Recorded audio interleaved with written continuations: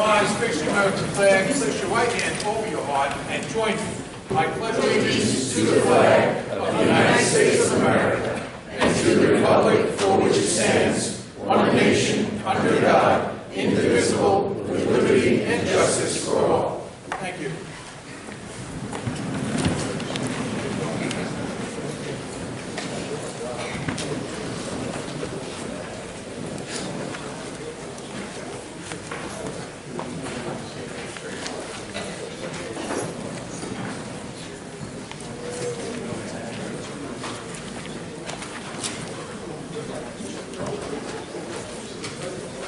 Before we begin today's meeting, I'd like to recognize two outstanding police officers for their courageous actions.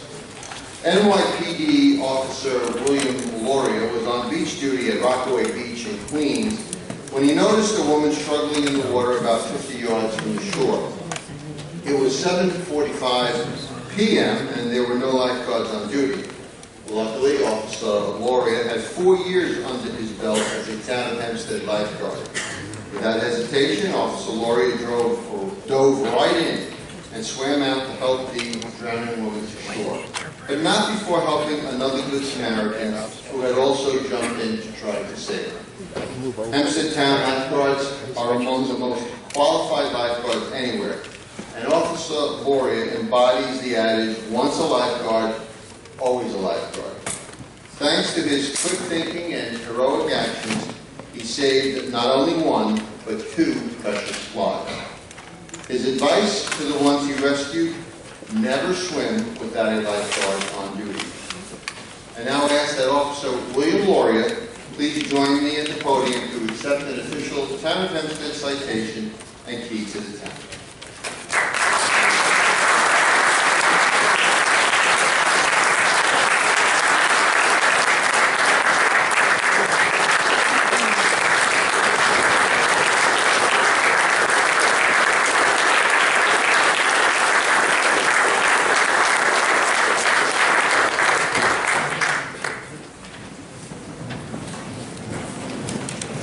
Our second hero, Port Authority Police Department Officer Doreen Moran, was just returning home from her 12-hour tour when she heard her neighbor scream.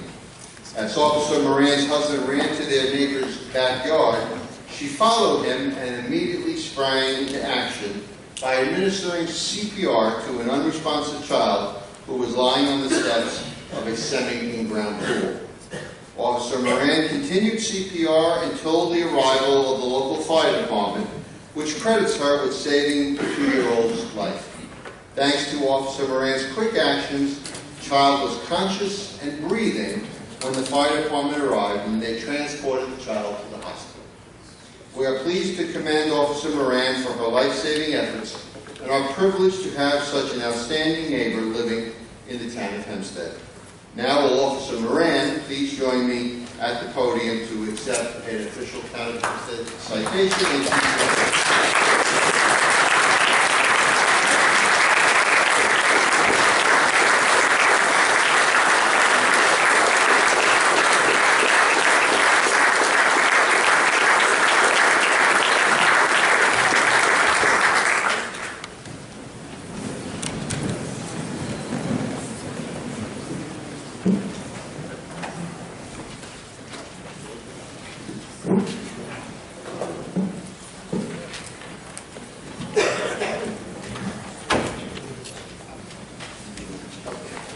Madam Clerk, call roll. Supervisor Santino. Here. Councilman Ambrosino. Here. Councilman Blakeman. Here. Councilman Esposito. Here. Councilman Dunn. Here. Councilman Crosby. Here. Councilman Kingsweeney. Here. Receiver of taxes, Don Rex Clayton. Here. First item, please. Petition of Commissioner of Buildings to demolish and remove the 2-story wood frame, 1-family dwelling, and remove all litter and debris from property in Baldwin. Is there anyone who would like to be heard on this matter before the town board? There being none, I'll accept the motion. Supervisor, I move that the public hearing be closed and the item be adopted. Supervisor Santino. Aye. Councilman Ambrosino. Councilman Blakeman. Aye. Councilman D'Esposito. Aye. Councilman Dunn. Aye. Councilman Gooseby. Councilman King Sweeney. Next item, please.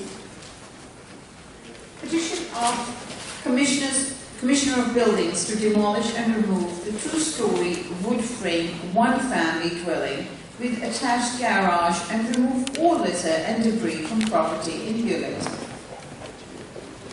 Is there anyone who would like to be heard on this matter before the town board? There being none, I'll accept a motion, please. Supervisor, I move that the public hearing be closed and the item adopted. Second. Supervisor Santino. Aye. Councilman Ambrosino. Aye. Councilman Blakeman. Aye. Councilman D'Esposito. Aye. Councilman Dunn. Aye. Councilman Gooseby. Councilman King Sweeney. Next item, please. Petition of Commissioner of Buildings to demolish and remove the 1 1/2 story wood frame one-family dwelling with two-car detached garage and remove all litter and debris from property in Roosevelt. Okay, we have one individual who has signed in with respect to this matter, Christopher Medina. Is that right? Yes. Your name and address for the record, please. Good morning. Christopher Medina of Rosicki and Associates, 51 East Bethpage Road, Plainview, New York, 11803. I'm here on behalf of the current owner, the lender of the property, U.S. Bank as trustee. We just completed foreclosure and the deed was executed on July 18th of this year. We respectfully request a 30-day stay of this proposed demolishing so that we can work with the town on repairs and selling of this premise. I spoke with both Charles Covet and Raymond Schwartz on this matter today. Okay. Commissioner Ronkamp, is the property such that the town can countenance a 30-day stay to give the lender time to deal with the condition there? Yes, it was.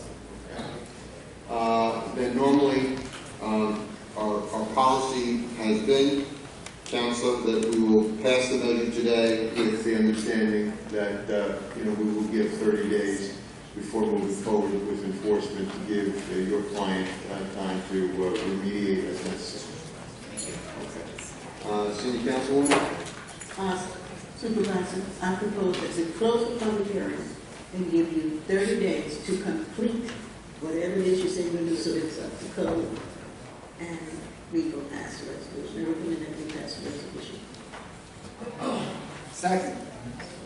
Supervisor Santino. Yes. Councilman Ambrosino. Aye. Councilman Blakeman. Aye. Councilman D'Esposito. Aye. Councilman Dunn. Aye. Councilman Gooseby. Councilman Gooseby. Aye. Councilman King Sweeney. Okay, Councilman. Thank you. Good. Next item, please. Proposed local law regarding regulations and restrictions to limit parking in Baldwin, East Atlantic Beach, Elmont, Island Park, Lido Beach, Merrick, North Belmore, and Oceanside. Okay, is there anyone who would like to be heard before the town board on this matter? Being none, accept the motion, please. I move that the public hearing be closed and the proposed local law be adopted. Second. Supervisor Santino. Aye. Councilman Ambrosino. Councilman Blake. Aye. Councilman D'Esposito. Aye. Councilman Dunn. Aye. Councilman Gooseby. Aye. Councilman King Sweeney. Next item, please. Proposed local law regarding parking or standing prohibitions in Belmore, Hewlett, Inwood, Merrick, North Belmore, Uniondale, Westbury, and Woodmere. Is there anyone who would like to be heard on this matter before the town board?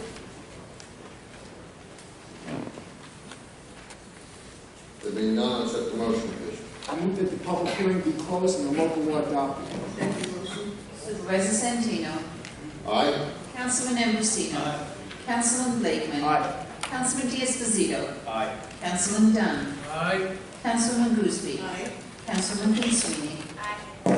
Next item, please. Proposed local law regarding arterial stops in Belmore, East Meadow, North Valley Stream, Oceanside, and Woodmere. to be heard before the town board on this matter? Being none, let's set the motion, please. I move that the public hearing be closed and the local law adopted. Second. Supervisor Santino. Aye? Councilman Ambrosino. Councilman Blakeman. Aye. Councilman Diaz-Pasito. Aye. Councilman Dunn. Aye. Councilman Gooseby. Aye. Councilman King Sweeney. Next item, please. Proposed local law regarding traffic regulations in the vicinity of schools in Lido Beach. Is there anyone who would like to be heard on this matter before the town board?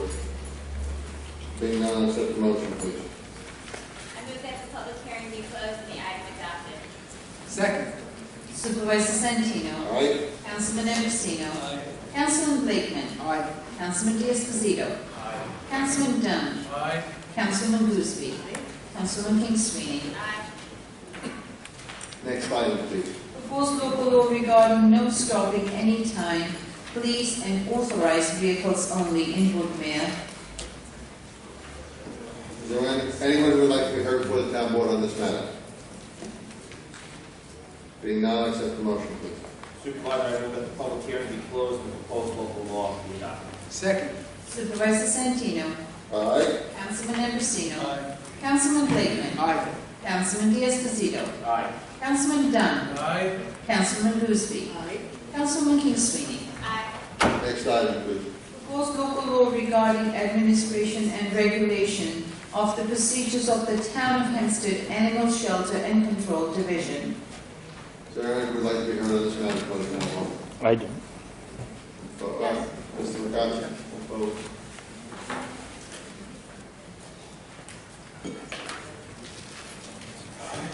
Name and address for the record, please. Lawrence Picacci, 1165 Orange Street, Franklin Square, New York. I read through the resolution. Why is this necessary? Mr. Town Attorney, can you amplify on that, please?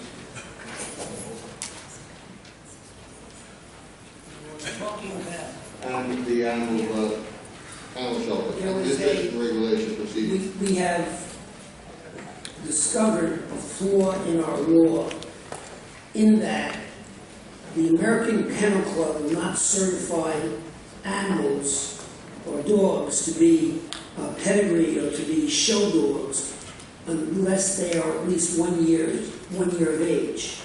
So what happened was a dog that was 3 or 4 months old was brought to the shelter in error, according to the owner, and that he has no opportunity to, and the dog had, he proved the pedigree of the dog, and he has no opportunity to have this dog certified because it's so young. So this is to cover that eventuality. It's never happened before, we don't know that it'll ever happen again, but this is basically to cover the eventuality, covering those dogs under 12 months of age. Okay, thank you. Anyone else would like to be heard, please? No one signed in. Just come up one at a time, please. You don't sign it.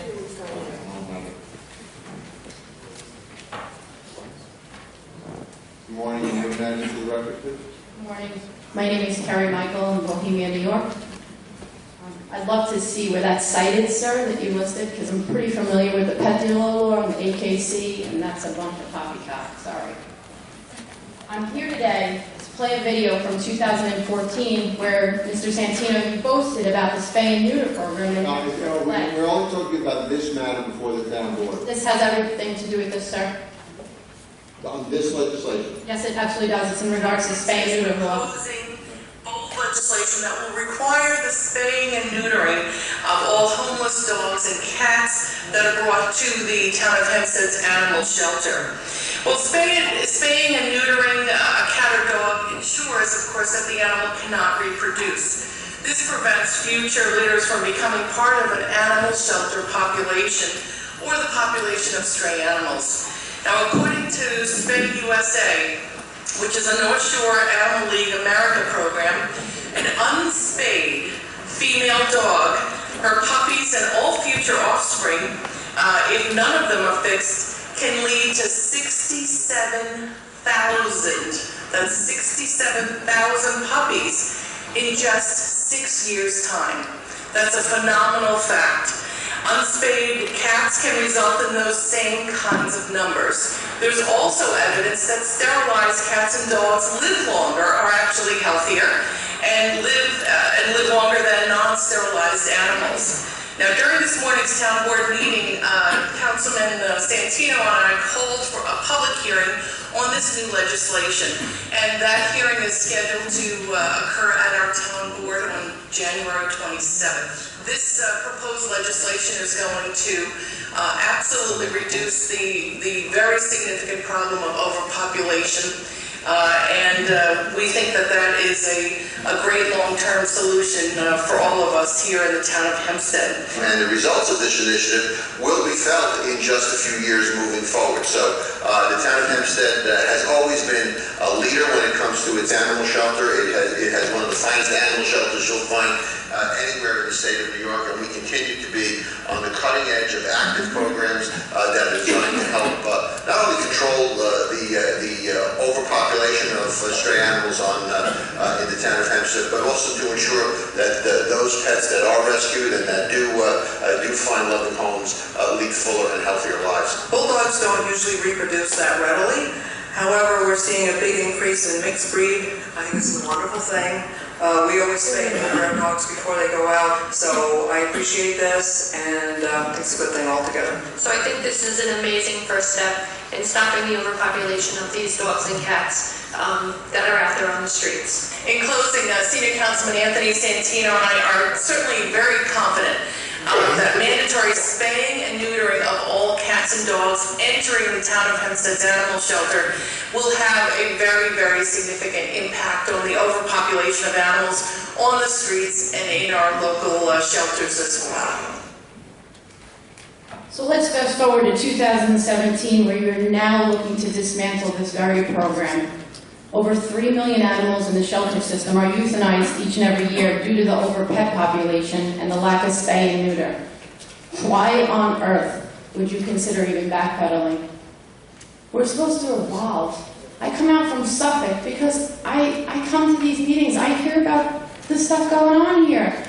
Like, everybody has to put their political BS aside and stop punishing the animals. This is so irresponsible. So irresponsible. And as for that statement, again, I have to reiterate, sir, you are completely wrong. If that's the case, then why are these pet stores advertising mutts, mongrels, multi-poo, cockadoo, poodle shoe?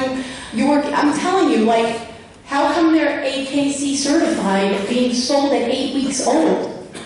We gotta cut the BS, we really do. Everybody's gotta work together. Because you're just gonna continue to go downward. It's not looking good out in Suffolk. It's all over the web. Let's just stop, cut the crap, and work together.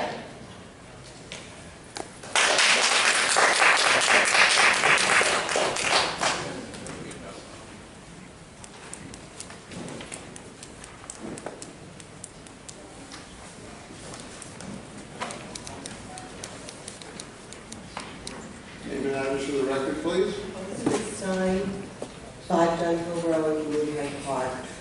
Mr. Ra, there is no flaw in the law at all. One of my questions I was going to ask, which thankfully you have already answered for me, is whether you were in contact with the AKC or any other show dog certifying organization before you did this. Obviously you were, and it was because of them that this happened, which is really tragic. The tape that we all heard, I think, speaks for itself, but since I was involved in drafting the law, and I do have a statement, I would like to read it for the record. When I began working on this spay and neuter law with the town, I was concerned that the town's interest in passing such an important ordinance was merely an attempt by the town to make itself look good politically. I was assured, however, that the town understood the gravity of the dog and cat overpopulation crisis in Hempstead and the shelter, and that the enforcement of mandatory spay and neuter was essential to curtailing this problem, which is exactly what the town touted to the press upon passage of the law. The fact that the board is even considering amending this law to carve out a further exception to the spay and neuter requirement proves to me that the town once again use the animals for their own political purposes and now is willing to sacrifice the animals further by amending the law. The law as written allows for the exemption of dogs and cats who are presently being used for show purposes and is based on the New York City law, which does not include the amendment before the board today.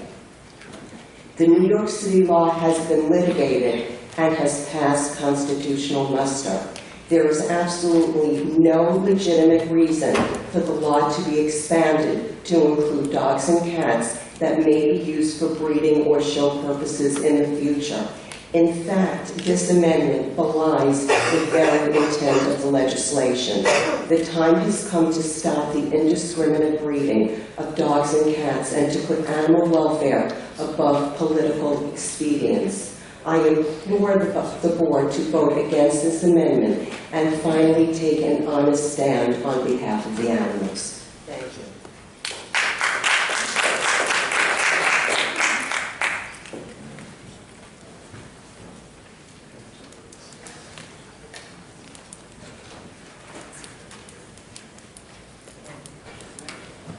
I am Madam Hempstead. Mr. Ra, since you consulted with the AKC, did you consult with any spay-neuter experts or animal welfare experts as well? Would I or did I? Did you? Did I know?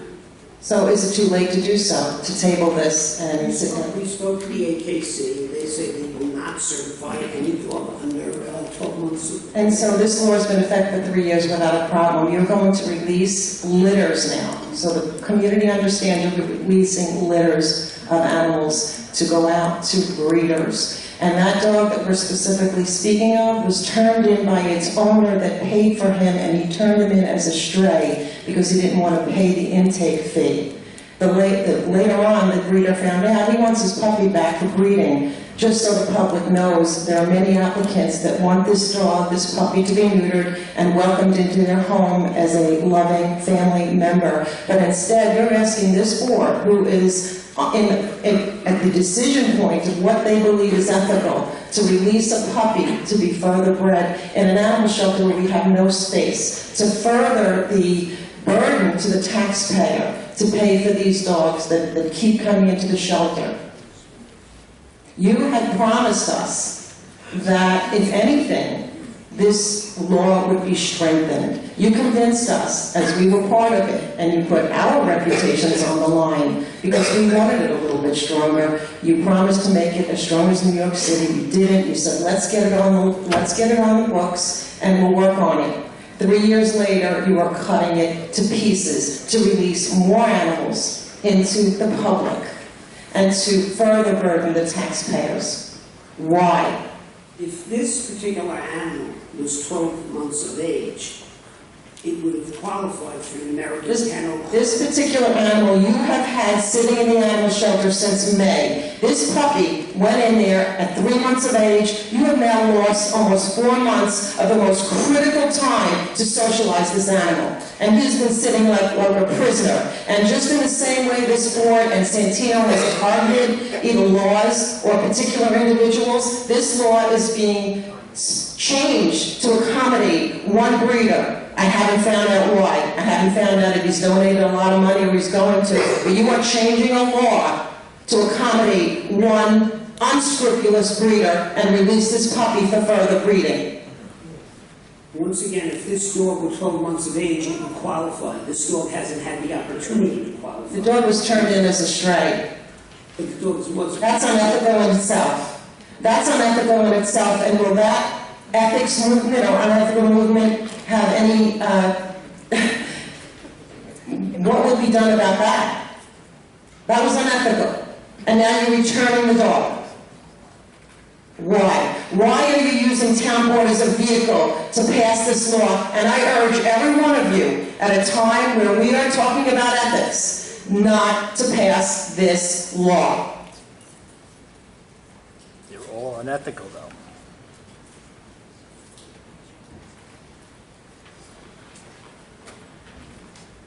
Why didn't you consult with others? Why didn't you just take, this is kind of reminiscent of Michael Vendetta. We know what happened to him. He only met with the AKC. You didn't meet with animal advocates and I'm not even suggesting myself, bring in Spay Neuter USA that Santino bragged about. And he bragged about this law in 2014. Bring them in. It's unethical to pass this law without hearing both sides of the issue.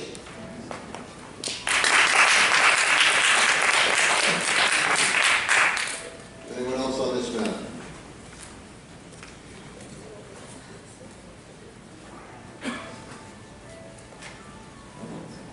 Name and address for the record, please. Lucille Tafina, married. You know, at this point, you have everyone shaking their head. Every aspect of what you've done, Supervisor Santino, since you've come in, you have given your administration that we thought was out of control during the Cape Murray days. Now you have given them free rein to just go berserk with everything that they want to do. They have destroyed the animal shelter. They're at full capacity. The killing is insane. They're throwing them off to organizations illegally and without proper placement, and it's been out of control just to get rid of animals as quickly as possible. And now you're doing this. I have to believe that all of you know that this is wrong, and a lot of things that have happened here since Supervisor Santino has come in is wrong. And I do believe that Supervisor Santino knows it's wrong. Why are the town attorneys and some of the chief of staff, like Cheryl Petrie, now allowed to do all the things that they wanted to do in the beginning, but couldn't do under Cape Murray? Has it gotten that bad? Now they have full control and they can make one terrible decision after another? Why? Where is it really getting you in the end? Is it just about money? Is it just about donations? Is it just about somebody getting their pockets greased? What is this about? You have everyone wondering at this point, because it's not just this one time. It's constantly. It's every month. Everyone's jaws are dropping open, saying, what? Why? I hope someone up there has the backbone to take control. I hope someone decides not to let this happen, because this is just the last nail in the coffin. There's been so many, and this is probably the worst thing that you're just about to do to the animals. Mr. Supervisor, may I? Please, Mr. Catherine. If this animal was 13 months of age, it would qualify for the American Kennel Club's designation, and it would fit into the exception in our law. The animal has not had that opportunity. This is not for any dog or any. They have to prove lineage, and they did. That dog was sold. That dog was sold. Let's no commentary from the audience, please. We will maintain good order. We will maintain good order. All right, let's move ahead. Anyone else on this issue?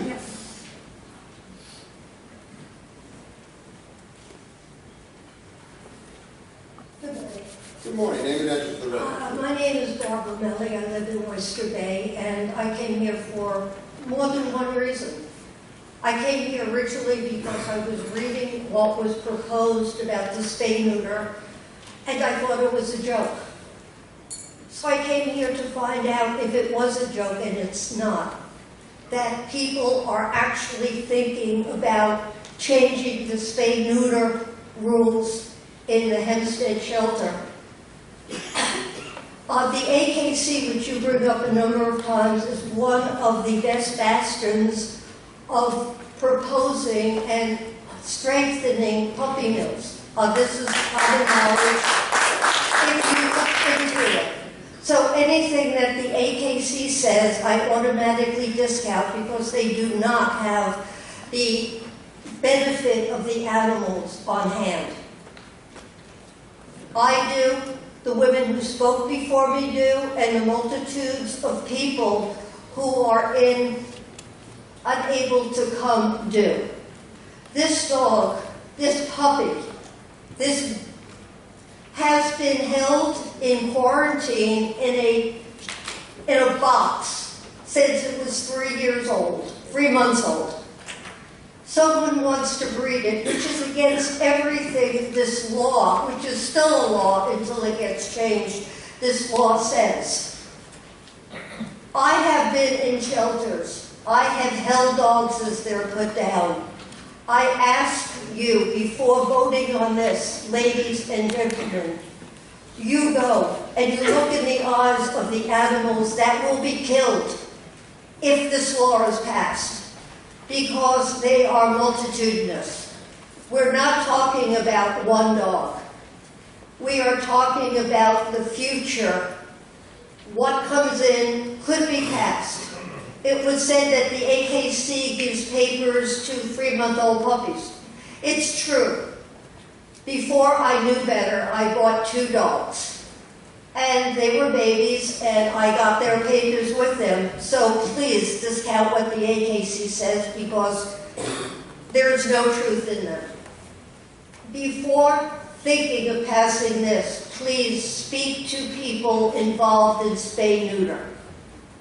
I was involved decades ago in attempting to get puppies as young as 8 weeks old neutered, because people would promise and they would not do it.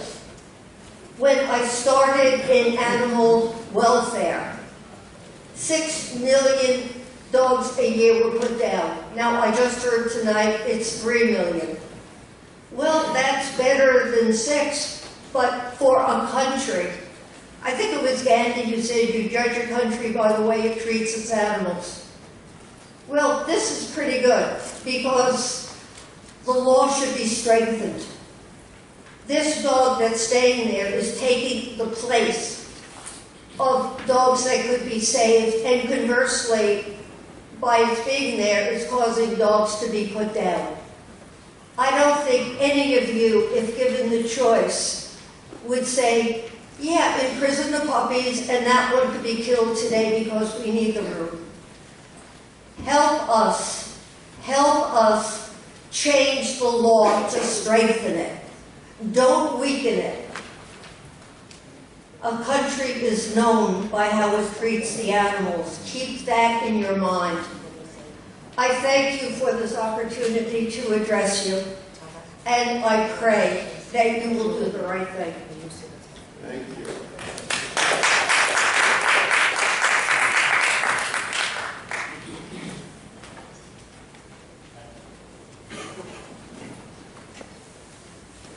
Hi.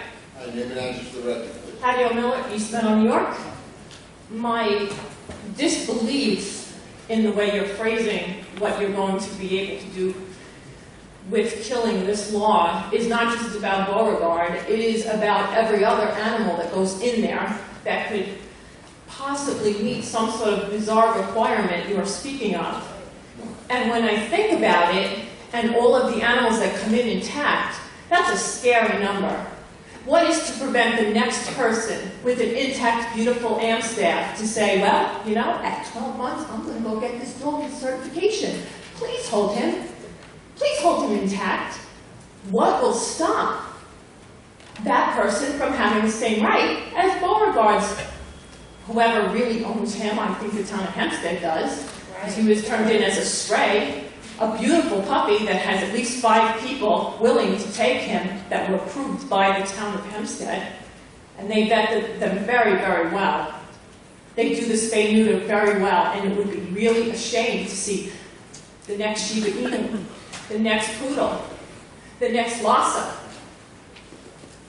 Imagine all of those intact animals going back because people want to breed them, and you are allowing that because of one person, one beautiful puppy, because there are a lot of beautiful puppies. That's a very scary number. I could not sit there and imagine going into that shelter week after week and seeing all the animals that could possibly be reproducing and how many will die on account of this one dog. One dog's actions, not the dog. So I really, really can't see this law being touched at all. Strengthened, not touched. Because the blood of so many dogs will be on our hands, it's not even funny. All breeds. Because he's not the only dog. There's many beautiful ones. Have you walked through the shelter lately? There are drop-dead gorgeous dogs in there every single week. Purebreds every single week.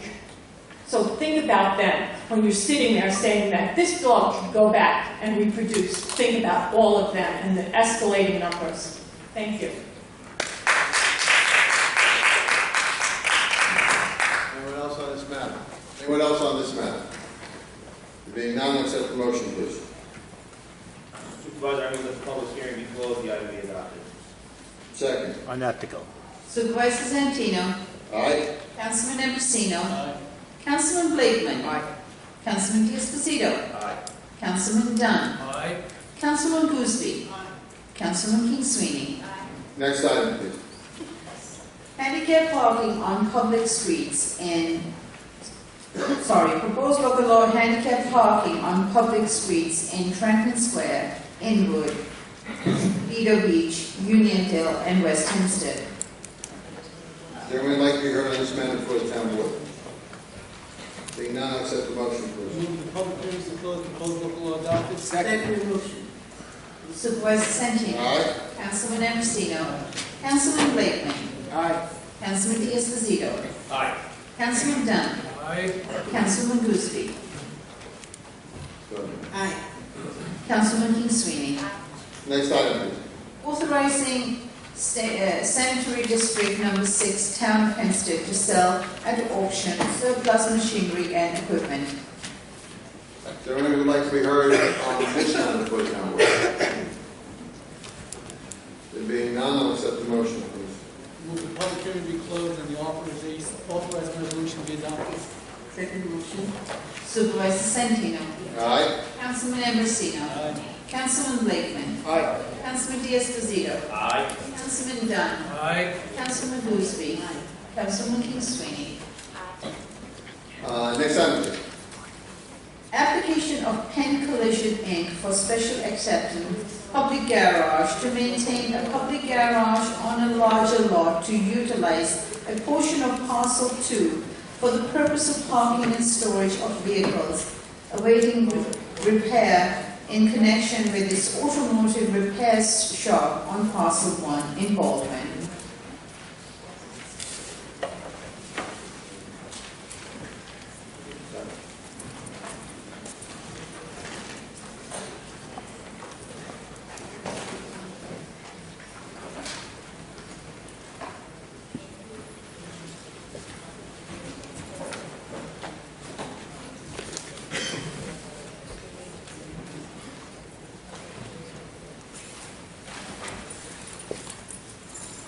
Good morning, Supervisor Santino, members of the Town Board. Thomas Pantelis, attorney in offices at 170 Old Country Road, Minneola, New York, appearing on behalf of the applicant, Penn Collision. With me is Mr. Michael McCabe, who is the principal of Penn Collision and also one of the owners of the properties which are before the board and which compose this application. Good morning. This is an application for a special exception permit to expand a public garage on property located at 615 Atlantic Avenue and 620 Atlantic Avenue in Baldwin. Subject property is identified as follows. And we have a parcel 1 and a parcel 2. They are depicted on the site plans which the board has and which have been submitted in connection with this application. I do have a copy of the site plan displayed on the board. That's the sketch at the top of the board, and below that is the radius map, which is also part of this application. As the board members face the site plan, parcel 1 is Parcel 1 is on the right side of the plan, and parcel 2 is on the left side of the plan. Parcel 1 is approved with an existing auto body repair shop. Parcel 2 is a vacant parcel, meaning it does not have any buildings on it. No buildings are proposed to be erected on this property. Parcel 1, which is 615 Atlantic Avenue, is identified as Section 54, Block 274, Lots 140 and 144 on the Nassau County Land and Tax Map.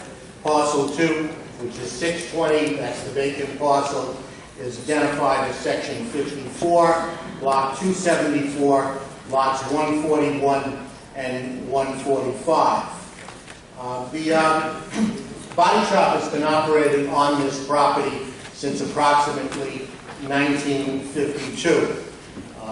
My client originally purchased the property in 1987, and Penn Collision has been before this board on 2 occasions, once in 1994 to add an addition and expand the operation, and then again in 2014. Both applications were approved. In the last application before this board, which was case number 24929 and approved in resolution 1203/1994, a declaration of covenants and restrictions was recorded at the request of the board. That is a recorded instrument. I will submit a copy of it. That declaration contained certain covenants which we would propose still be continued in connection with the present application. Essentially what we're seeking to do is to utilize parcel 2 to park vehicles which are waiting repair. Customers will bring in vehicles, cars will be towed in from an accident, insurance estimates have to be obtained, parts have to be ordered, and then repairs are commenced. Typically, you would have anywhere between 10 and 20 cars on the property. Actually, the applicants have been utilizing this property for many years for that purpose. Approximately 2 years ago, they received a notice of violation saying that you can't park these cars without 2 forms of approval. One would be an approval from this board to expand the auto repair use, part of the special exception powers of this board. But in addition to that, you have sort of, I guess, a split jurisdiction here, because the Board of Zoning Appeals has special exception powers over storage of vehicles. So therefore, if this board were to approve this application, we still must go to the zoning board in order to be able to park those vehicles, keep those vehicles here. In addition, the applicants will be making an application to the Board of Appeals to allow for a small amount of winter storage of boats with trailers, not a marina, just the fact that some people have boats on trailers which they can't store at home, and during the winter they tend to have less business than they do in the summer. So, but again, I want to indicate to the board that there will be 2 applications that will be necessary here. So we're here actually pursuant to your special exception powers to get permission to store those cars on the property. In the declaration of covenants and restrictions, which I indicated we would still be bound by, and if a new one was required, we would incorporate these prior conditions. The hours of operation were indicated. They are 8 a.m. to 6 p.m. Monday to Friday, 8 a.m. to 1 p.m. on Saturday, with the shop closed on Sunday. No outdoor work is to be performed, no outdoor storage of parts or supplies. All ventilation systems involved with the paint spray booth are to be vented towards Atlantic Avenue at At that time, the paint booth had been installed. That has been actually accomplished. The rear doors to the building are to be closed at all times. The existing 6-foot-high vinyl fence shall be maintained in good condition, replaced if necessary. I'd just like to note that there is a vinyl fence which surrounds the entire property that is in good condition. All lighting shall be designed as to shine only in the subject property.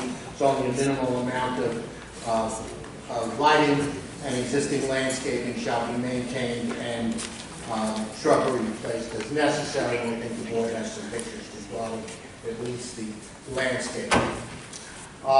As far as other aspects of the operation are concerned, they will continue as they presently are operated.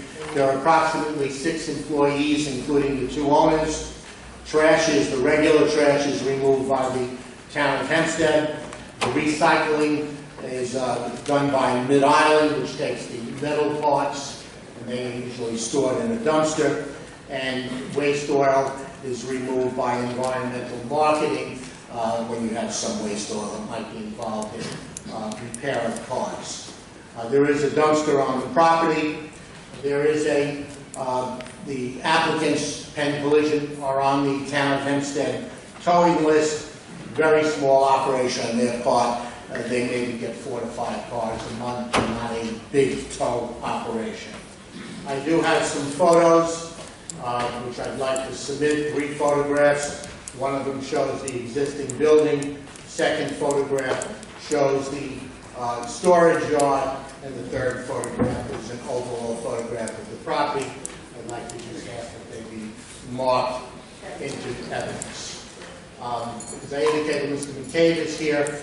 He is one of the principals of Penn Collision. He also individually, with his partner, owns the parcel 1, and in a corporate name, him and his partner own the adjacent parcel which we're seeking permission to park on. If the board has questions, we certainly would like to try to respond to them. Are there any members of the board who have questions for Mr. Pantelis? 264 Chevrolet is in the picture. It's my father's car. Nice car. That's all I got.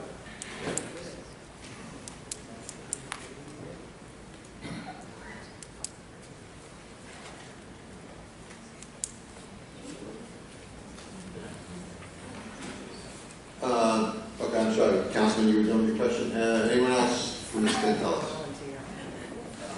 The applicant, does that conclude your presentation? Okay, very good. At this point, I will accept the motion, please. Oh, I'm sorry. No problem. Okay. If you stand down for a moment, Mr. Meredith, Mr. Pantelis and Ms. Meredith, come to the. Behind the sign. Couldn't see you. Sorry about that. How are you, Ms. Meredith? Welcome back. It's been a while. Name and address to the record, please. Rita J. Meredith, Baldwin resident. Yes, I am curious with regard to, and I appreciate the very informative presentation, but I am again curious with regard to the fact that there had been notices of violation. So I'm gathering that there are residents in that area who have had issues, thus noted in these extensive declarations. So the problem that I am seeing in terms of this extension and giving this exception, soon Baldwin will basically be considered the capital of 7-Eleven and auto collision and repair shops, because other than that, beauty parlors and nail salons, that's about the only businesses that we have there. And our concern continues to be with regard to these cars that are going to be parked at this facility, as he said, because you're looking for more space to leave more cars. Even though the work period may be a certain amount of hours, you're still going to have cars that will be there. Who is going to be protecting those cars, as well as the interests of the residents who live nearby? And with regard to addressing the fact that there have already been 2 applications to expand, and this is now the third one, how much more land and property will be acquired to park cars when we're trying to fight to keep residents in their homes. I mean, I'm already looking at the list that I was given with circumstances on the open and abandoned homes in Baldwin, and now the list. Before there were 1 or 2. Now this list has 7 properties in Baldwin that are open and abandoned family dwellings. Should I be the only one that has a major concern with regard to that? No, I should not be. I live on a block that's only 2 blocks, and we have 2 potential zombie homes there. And again, I'm not trying to thwart anyone's business opportunity, but we do not have any progressive or proactive business development model, not only in Baldwin, but there are other communities that do not have progressive and aggressive and diverse business development models. And to have this facility to just basically take up additional space that could be either a different type of business, because now even hearing about boats and trailers being parked there, we had a situation where we've had homes that had their trailers and their boats parked, and yes, there is extensive waste oil, and it just takes one match to cause a significant problem, even if the tanks are empty. These cars, these automobiles, these boats still have fuel that could be detrimental if there were some type of accident. And once lives are lost, you can't go back and say, oops, we made a mistake, we didn't know. You can't bring that life back. So I'm just hoping that as we look at all of these opportunities when we talk about growth, that we also consider the safety as well as the possibilities of other things that could be taking place in these communities, because we are an unincorporated village. We're basically a hamlet. So as others have said in other types of meetings, it does not seem like our voices are being heard. But funny, you have no problem collecting our taxes, raising our fees, but you reduce our services, and you don't seem to have many voices to speak to us. But I also want to add before my time is up, because I always like to leave a little good news. I will commend the town with regard to the building department and Mr. Gunther for the advocacy in terms of the facility that was on Grand Avenue and the fencing that was there. And also, I want to acknowledge Senior Councilwoman Dorothy Gooseby for her efforts in that regard, because we do appreciate when those do step up to protect the safety, particularly of our most vulnerable, in this case, our young people. So again, I'm just hoping to take these things into consideration, to hear the voices of the taxpayers, because we are leaving in droves. Thank you. Okay, anyone else on this application? Mr. Pentelis, any concluding remarks?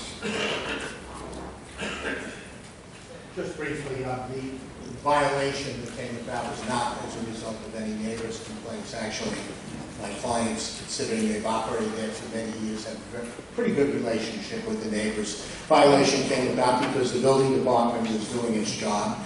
They came in to do an inspection for CO purposes and saw the cause. So we, since then, have been working to clear that violation. I'd also like to note it's a business zone property, which would not be suitable for residential development. It's a long-standing business, and we would ask that the board consider this as part of your special exception powers. Thank you. I would like to say, sir, I know that the building department was there, and the other ones who did find all of the various actions that you have not taken, the violations that were revealed. This is not my district, so that's why I wasn't questioning you. It is the councilwoman's district. But I do share part of Baldwin, so I'm going to speak about it. You've been in business for quite some time. This was happened. This inspection was July 17, 2017. And with all this, for them to come and find out this many violations does not speak well to me. You know, and if you're talking about even putting more cars and more roads there, it certainly doesn't go well. But, you know, it's not right. So I don't know if you got this, if this was granted to you, if you're going to continue in this manner or not. It's just not right. Actually, almost all of those violations are partially the subject of this hearing and the hearing to take place before the zoning board. The issues with fencing, with the storage shed and so on will be, well, we can't legalize them until we go to the zoning board or until we get this special exception from this board. So I understand, yes. What about used tires and used batteries? They are taken away, and sometimes, as you know, with auto body shops, they can accumulate, they're taken away, they're recycled. It is part of the business, and we try as much as possible to keep the property looking proper. I'm sorry that the neighbors don't complain, because that's really part of our eyes. You know, the neighbors' complaints are very important to us. You know, they help us. So, that's all I We understand. Okay. Then at this point, if you have no further remarks, Mr. Pantelis, I will accept a motion, please.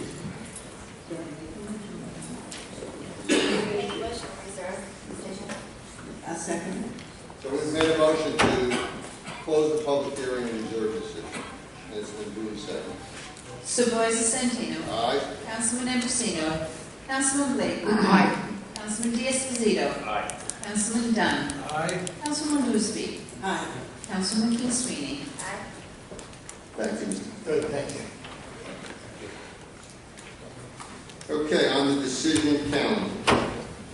On the decision calendar, Supervisor, we have application of Angle Berman at Uniondale LLC to rezone portion of existing A. Holly Patterson campus from Residence B District to Golden Age GA Residence in Uniondale. I have a companion application on the decision. That is application of Angle Berman at Uniondale LLC to rezone a portion of existing A. Holly Patterson campus from Residence B District to Residence CA in Uniondale. We have a motion, please. Mr. Supervisor, I move this matter to be adjourned without date. Is there a second? Supervisor Santino. Aye. Councilman Ambrosino. Aye. Councilman Blakeman. Aye. Councilman Diaz-Pasito. Aye. Councilman Dunn. You're correct. I apologize. You're not. For the record, Councilman Dunn is not president of the public hearing. I don't believe he's a member of the board at the time, so. You're right. That's my mistake. Councilman Boothby. Councilman King Sweeney. Next decision, please.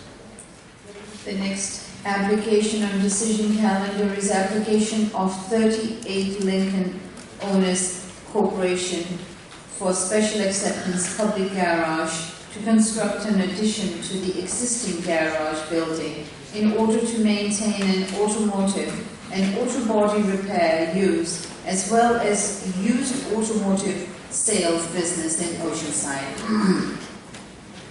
Is there a motion on this matter? I move that the application be approved. Supervisor Santino. Aye. Councilman Ambrosino. Councilman Blakeman. Aye. Councilman Diaz-Pasito. Aye. Councilman Boothby. Councilman King Sweeney. Next item, please. Next item on the decision calendar is application of Mavis Tire Supply LLC for a modification of declaration of restrictive covenants dated April 27, 1984 in West Hempstead. Have a motion, please. I move that the decision be approved. Second. Supervisor Santino. Aye. Councilman Ambrosino. Aye. Councilman Blakeman. Aye. Councilman Diaz-Pasito. Aye. Councilman Boothby. Councilman King Sweeney.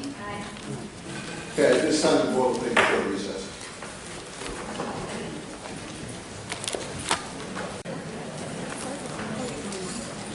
Okay. Madam Clerk? Sorry. Supervisor, on the administrative calendar today we have items 1 through 57. Supervisor, I have an amendment of an emergency nature.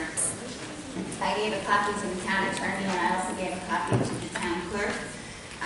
It will now be distributed to all of the, Alex, can you do that, to the town council members?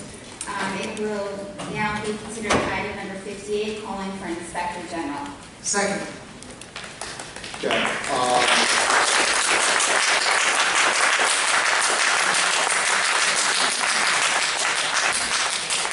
Does anyone want to sever any items on the town board count, on the administrative calendar? Yes, Supervisor, item number 57.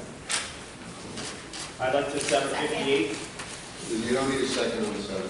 So items number 57 and hand up number 58 have been severed. So I will now entertain a motion on the administrative calendar items number 1 to 56. Supervisor, I move the administrative calendar items 1 through 55 or 56, which is, because I don't have 56. Second. So now we're discussing the administrative calendar items number 1 through 56. I do have some individuals who have signed in with respect to the administrative calendar. Okay. So we will, Mary Ellen Craig.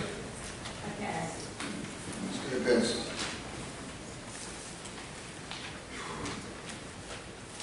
Elizabeth Stein.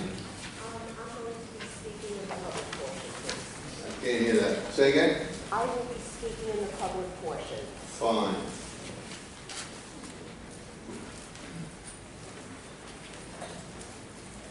Donna Casava. Sasa.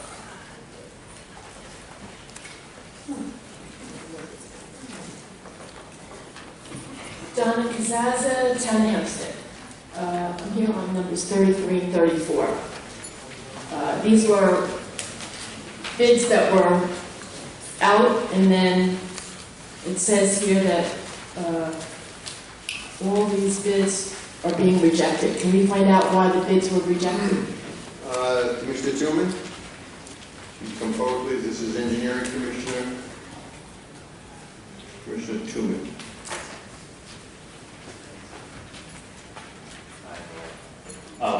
What's your specific question?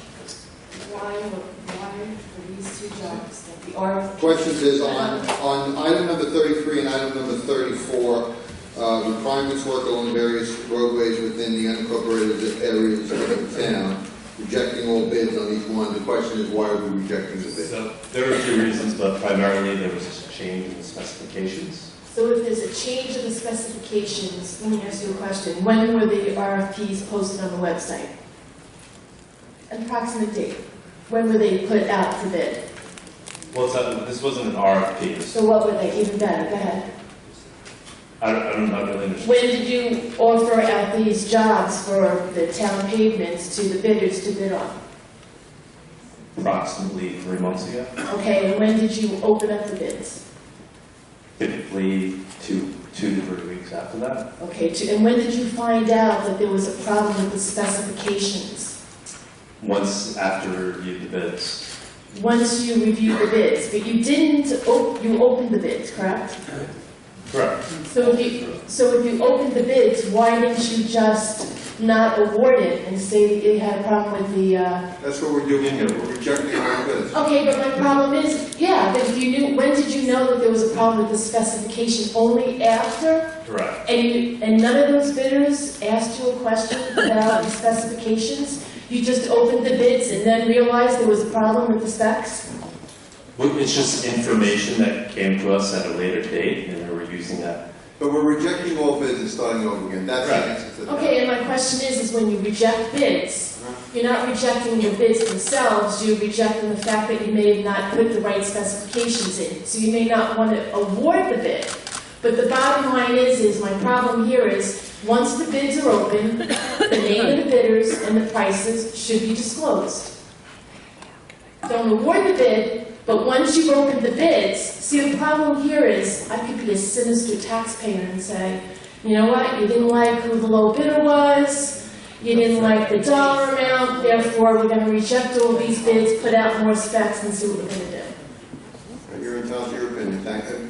I think we've answered the question. Those numbers can be disclosed, that have been. But you didn't disclose them today. Well, they're not disclosed in there. So can we, in the future, can we agree that anytime a bid is open, no matter what? In this particular case, if there's a resident, that could be foiled, Mr. Chairman. No, I've asked this question before. Every time you come in and you reject bids, the problem is we can assume, being sinister, that the reason why you're rejecting these bids is you don't like the low bidder. You can assume anything you want. But the critical point here is, I don't understand why you're finding out 3 months later that there's a problem with the specs. Usually when someone's bidding on it and they're estimating, they're going to question your department. Absolutely. So why are you telling me that only after the bids are open that miraculously both of these jobs have a problem? It was a realization that we had in looking at the specs. It just happened to be after the bid. Well, what's Mr. Salvi, you can answer that question any way you want, any different way you want. The answer is going to be the same. We've answered it. Thank you, Commissioner. I still have 2 minutes left. You can say anything you want in 2 minutes. Well, I think the more prudent thing is, and not wasting taxpayer monies, are put out an amendment afterwards. Thank you for your answer. Oh, you're welcome. So pleasant. Keep in mind that you serve at the pleasure of the taxpayers. For some reason, every time I come up here, you have that attitude as though we're giving you a problem every time you raise an issue. I'm here because I just want to save taxpayer money. If we bring up an idea that could save taxpayer dollars, open your minds, think about it.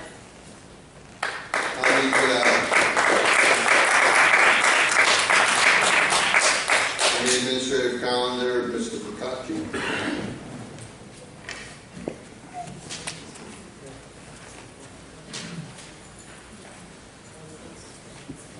Felix Bocacci, 1165 Vaughn Street, Franklin Square, New York.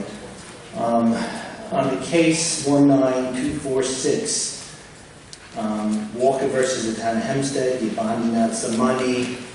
You didn't discuss, that I could see, anything in the details, which is kind of required by law why you're doing this, you're settling the case. But what is the case of Walker versus the town of Hempstead?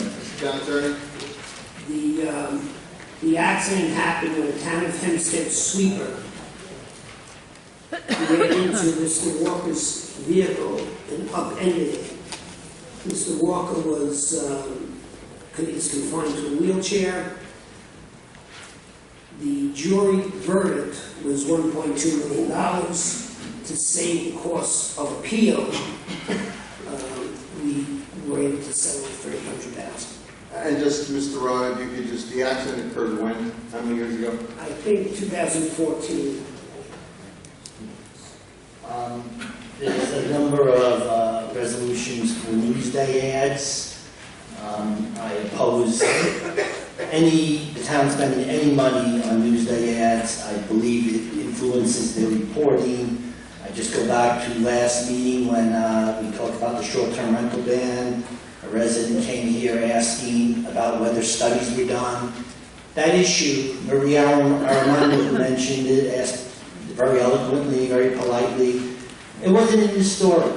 It never told, the story never says that the town did absolutely no studies about short-term rentals. And I believe that the money that is funneled from the town of Hempstead to Newsday influences the reporting. Maybe it's something else. I could be wrong, but I think we should stop the money flow. And I project that in today's hearing regarding the state legal law that you watered down, that Newsday will not put the fact that you watered down, why you watered down, you did no thorough studies, you only consulted one organization and made that decision. That will not show up in tomorrow's Newsday. That's my prophecy. So I don't believe we should have any Newsday spent. This town should not spend one dime on Newsday. To at least eliminate that as a possible cause of their poor reporting, inaccurate reporting. They water down the facts. Thank you.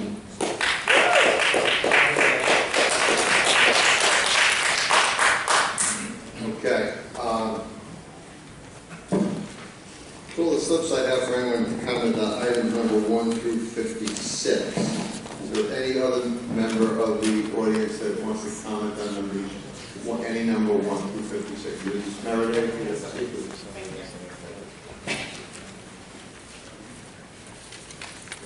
Hey, me and Mary Baldwin. Fortunately, some of the questions have already been asked, but I do wish to put on the record with regard to my concerns, my ongoing concerns about the vetting process for contractors and contracting within the town, and particularly as it pertains to, again, the inclusion or lack of inclusion and outreach of service-disabled veteran-owned businesses, and quite honestly, minority and women-owned firms. I've yet to see in 2017 any documentation that outlines specifically the amount of input that service-disabled, veteran-owned, and minority and women businesses have had in the town of Hempstead with the millions of dollars that we pay in taxes, people of all ethnicities, gender, etc.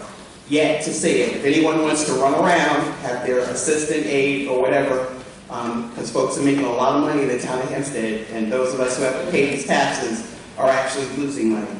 So if anybody wants to bring me that documentation, otherwise I'm whistling in the wind. Oh, I know that. See, that's why I don't see anybody moving.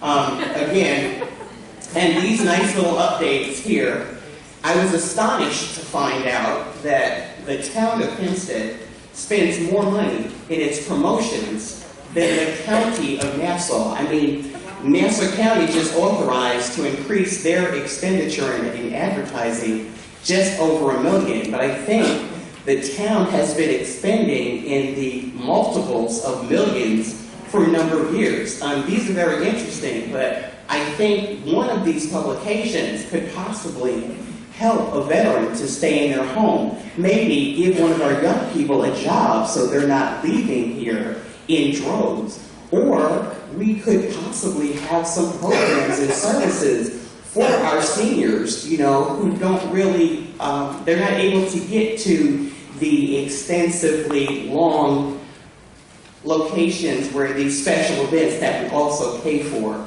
occur. So, again, the vetting process for contracts.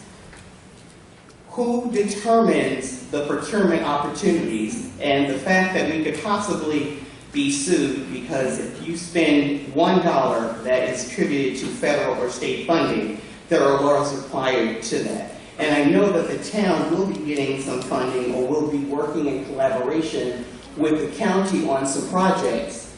Again, the question will come up, and as the previous speaker outlined, this type of questioning, this type of request from the taxpayers never seems to get into Newsday about what we're asking of you. And to come in here earlier and find out that, you know, you're going to spend more time in terms of changing your own mind about legislation that are impacting animals, that you're allowing businesses just to run rampant throughout communities with all kinds of hazardous material. You know, we have roads. I see that there have been some suspended contracts on roads. Have you driven some of the roads in these unincorporated hamlets around here? I have busted out a number of traffic lights on my own car and my headlights in Uniondale, in Baldwin, in Roosevelt, on town roads. But what do you do when you try to submit information or a complaint? And I wish I could look into the eyes of all of those who are sitting behind me who are elected. Please give me that respect to look me in the eye when I'm talking. I only have 3 minutes. I'm not asking for that much. Supervisor Santino. Thank you. No, I really was always taught to look people in the eye. Well, thank you for that. Thank you. Lesson. Okay. It's funnier and funnier here, but unfortunately, the costs are coming out of our pocket. He's ethical, though. Again, what is our money going towards? Items 45, 46, 47, since you want to keep your head down. Who is Hogland Energy Group? What is the vetting process in terms of the political connections? How much money have they paid to anybody's individual campaign contribution, whose relative works there? Again, that's why we need to have stronger oversight, because It is a joke when you have, one thing I will say for Newsday, the cartoonist seems to get a better handle on what's happening in Nassau County and the town of Hempstead when you talk about the cronyism, patronage, and nepotism that continues to run rampant. It doesn't matter who is in the head seat. Stop spending the millions on your advertising and self-promotion and start looking out for the residents.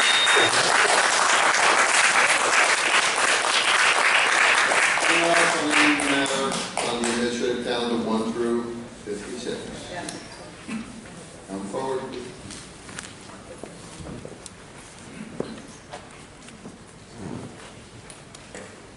Timothy Califano, 4043 Long Beach Road, Island Park, New York. Yes. On item Yes, what item, please? 3334 on the contracts. That's the same contracts that you signed for Operation VIP / that's under federal investigation, that it should be disclosed, it shouldn't be to family and friends from Island Park to give them the contract. Councilman Santino, that you signed the contract a few years ago? I didn't sign, that was not. No, you didn't, your signature wasn't on the contract, that they're a federal investigation through the county, Operation VIP / 14 million. Not the supervisor at the time, the supervisor. I'll bring you the contract that was signed. It should be exposed to the public of contracts, including DeExposito too, and his campaign of dirty money being put into his campaign. We're talking about items 33 and 34, rejecting all bids for 2017 requirements for work. And you signed off on the bids with Operation VIP / the public should be aware of all friends and family that people are feeding money to. This matter before the board. It does not. And also this item, on any items before this board, on the administrative calendar.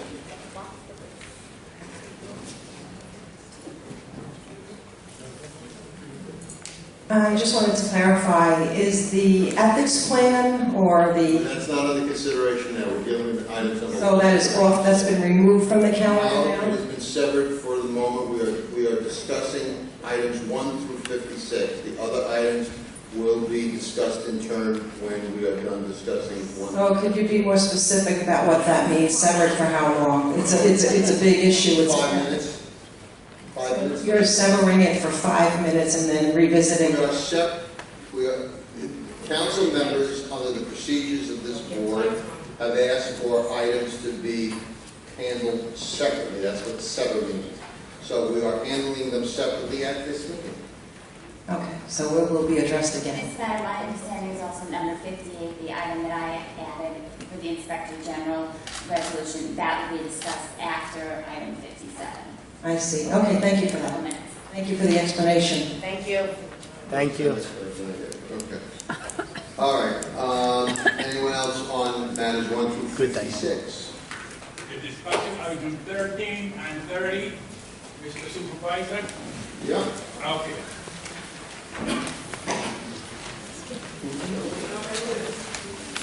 Good morning. Good afternoon. Yes, good afternoon. Name and address for the record. Doug Lewis, I'm here at Woodside Avenue, Freeport, and the President. Two items I'm looking at here.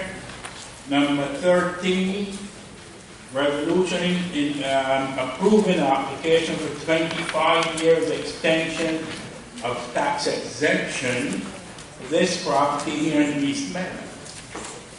A 25-year extension for one not paying taxes. Could you bring me up on that? Is this right? This is a, Mr. Supervisor, go ahead. This is a golden age project that was done 25 years ago.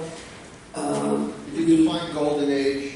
Golden age goes 62 or over. I'm at that category too. I'm 75. But not everybody else in the audience may understand what that means. Okay. And they are income restricted, and the sales price are restricted.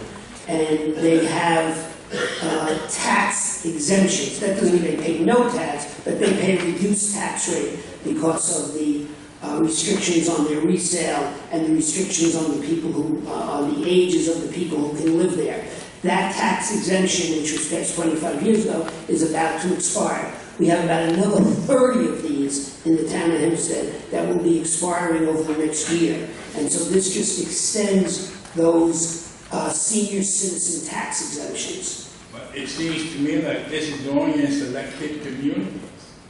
It's in these golden age, it's for the golden age communities that are built in the town of Hempstead. But that more or less rather excuse to have it in certain communities where it's concerned, because my community have golden age people, and especially where I live and pay taxes for Roosevelt, all right? And look at my downtown, that's the number 30, where Roosevelt is concerned.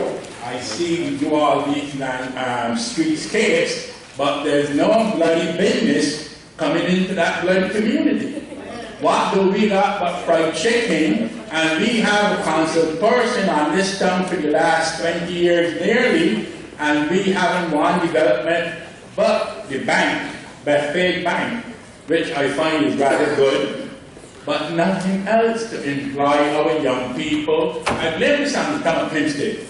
When I got here in 1969, Roosevelt was a viable community with 2 theaters, hardware stores, every bloody thing else. Today, the town decided to revitalize Roosevelt. But what does revitalize look like? Sidewalk, a McDonald's, no bloody jobs for bloody kids. No.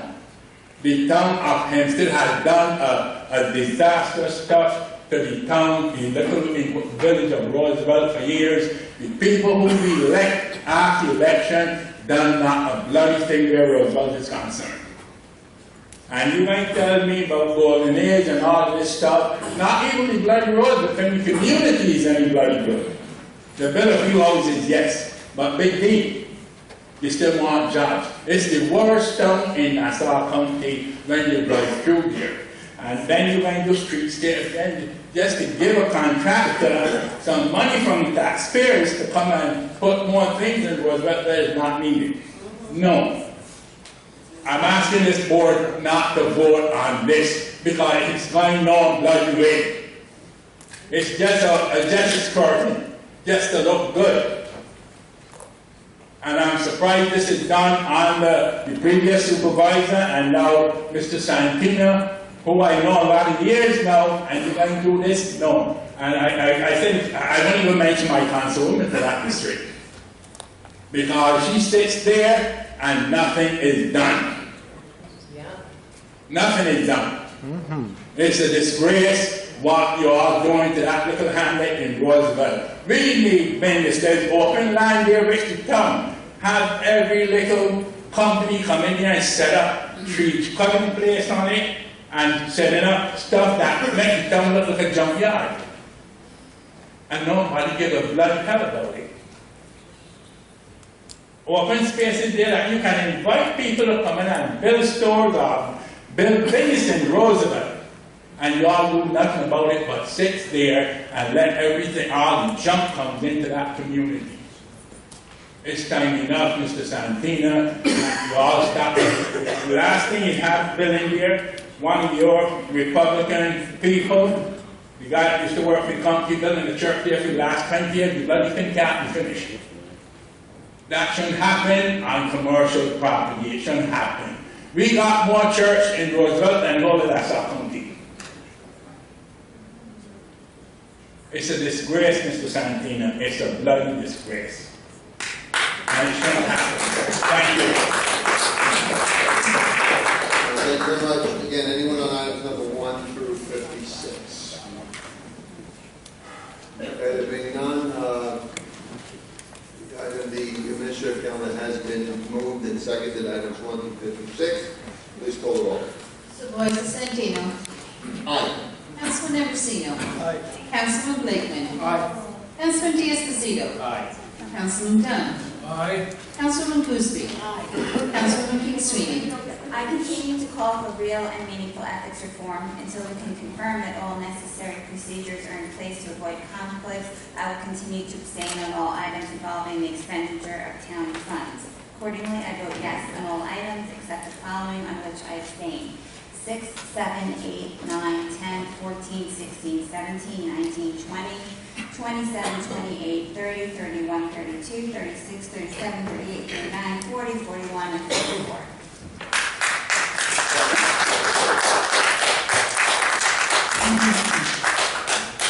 Now, moving on to the other two items, we have item number 58, the hand up, and which has been moved and seconded to hand up item number 58, which I frankly haven't seen. No one has the courtesy to give me a copy of it. The town attorney has had that for weeks and actually. I have not seen it. No one. Back in April. No one has given me. No one. Hold on. I will run the meeting, please. Mr. Town Attorney, would you please? Mr. Town Attorney, would you please? Point of order, Mr. Supervisor. Item 57 is currently before the board, not item 58. I run the meeting, Mr. Blakeman, and I will deal with item number, the hand up first. I run the meeting under the rules. Mr. Please be quiet from the audience. 57. Okay, Mr. Rock, would you please give us an assessment of the hand up? Try not to lie. Supervisor, I just received a hand up at 12:02 today. It is identical to. Can we please listen to the town attorney? Identical to something. Can we please listen? You can speak after the town attorney speaks. It's identical to a resolution that was delivered to my office while I was away 2 weeks ago. I didn't realize it would also be a hand up today. The issue with the hand up is that it purports to establish the title of Inspector General. And in order to establish that title, number one, the town of Hempstead under the civil service rules does not have that title, so we need civil service approval. Number two, in order to establish that, we need to amend the town code and have a public hearing on the establishment. This resolution doesn't call for that. And number three, it calls for the expenditure of money, and it does not have controller's approval. So, Mr. Town Attorney, in your legal opinion, as the Town Attorney of the Town of Hempstead, it is deficient on at least those three grounds? Yes. This is an attempt to stonewall me. I gave this to you 2 weeks ago. Supervisor, I gave this to him 2 weeks ago, and his deputy would not authorize to speak to me. I had to sit in his office and demand a response. He would not give me one. I had to get out of him that this was based on form and substance. You gave me no time to correct this. We have a town attorney who only reports to you. I do not have my own town attorney. No one will give me advice. No one is authorized to give me advice. I've had to hire my own personal attorney to help me on this. Give me a solution. Why are you afraid to have an inspector?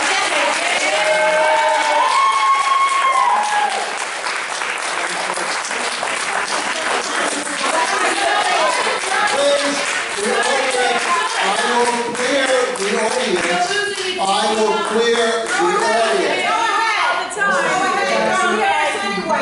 You do it all the time. Point of order, this is an emergency resolution. My understanding is that at this point in time, we are not discussing the merits of the resolution, but rather the emergency nature. So I believe that it is in order to have a vote on the emergency resolution. Yes. Please, the audience, you are here to observe, not to catcall from the audience. Mr. Town Attorney, would you please? But it's a democracy, not a dictatorship. You are not here to catcall. You are not here to catcall from the Stop audience. sweeping things under the carpet. Freedom of speech. Freedom of speech. So those are the issues that I see with the resolution. Okay, call the roll, please. This is not a correct legal Call assessment the of the roll. situation, though. Call the roll. I don't have counsel. Call the roll. No, this is not correct. I don't even. We are Please call the roll. authorized to do the same thing. Madam Clerk, call the roll.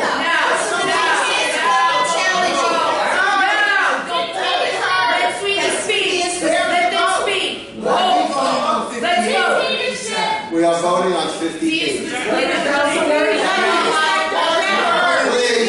for public safety, please deal with the audience. The board cannot hear cannot focus on the votes we are taking and what is before us because of the catcalls from the audience. So I ask you to please deal with that. Let me make it clear. Let me make it clear.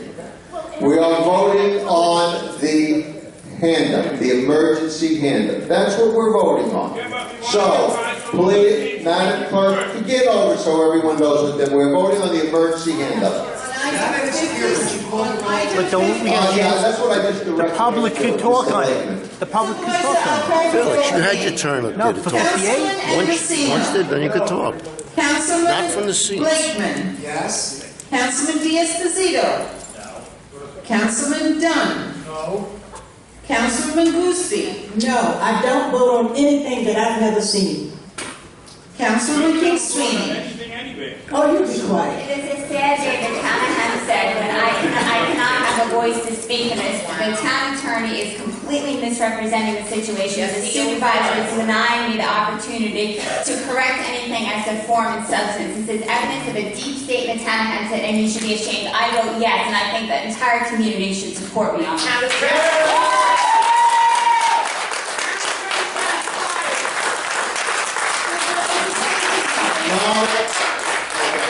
Now, we go to item number 57, which is simply to call a public hearing for September the 5th. So the merits of the legislation as proposed are not in order for comment. It is simply to schedule or not schedule a public hearing for September the 5th. Mr. Supervisor, I move that item 57 be adjourned without date. Is there a second? Second. Call. Councilman Ambrosino. Yes. Councilman Blakeman. Yes. Councilman Diaz-Pasito. No. Councilman Dunn. No. Councilman Gooseby. No. Councilman King Sweeney. Yes, with pleasure. Supervisor Santino. No. Can the public talk on it now? Now item 57 is in order, and again we are... Mr. Supervisor, with regard to this item, in it there is an item with respect to nepotism. I would ask that all of the town board members who have a relative that is employed by the town of Hempstead recuse themselves from voting on this item. We are simply calling a public hearing. Call the vote, please. No, it's public comment. I'm going to ask if we get a ruling from the town attorney on that. Councilman Mr. Town Attorney? Public could hear about it. Mr. Town Attorney, should they not recuse themselves from voting if they have relatives that are employed by the town of Hempstead? Is this a motion? No, this is a point of order. If you're making a motion, the board can vote on the motion. But that's... I think that each member... Mr. Ra, please give an opinion on the point of order. There's nothing before the board to vote on. Plead the fifth. Unless it's not a motion. It's just, okay, fine. Call the roll. Councilman Ambrosino. Councilman Blakeman. No. Councilman Diaz-Pasito. Yes. Councilman Dunn. Yes. Councilman Gooseby. Yes. Councilwoman King Sweeney. No. Supervisor Santino. Yes. Okay. Motion to adjourn, please. How about public comment first? Public comment. It's going to be on the calendar next. I would have to adjourn the Then you meeting. have Here's the your... public comment. They didn't let you talk on the 57-58. On the next Supervisor calendar. No, but we're supposed to talk on the date. Councilman Ambrosino. You got your chance. No, they severed it. You couldn't talk on it. I don't know what. Councilman Diaz-Pasito. Councilman Dunn. Yes. Councilman Gooseby. Yes, we adjourned the meeting. Councilwoman King Sweeney. No. And the meeting has been adjourned. The board will take a recess and return for public comment. They're not going to come back. The only way to fix this is to spend the next 4 months getting Laura Gillen in office. It's the only way.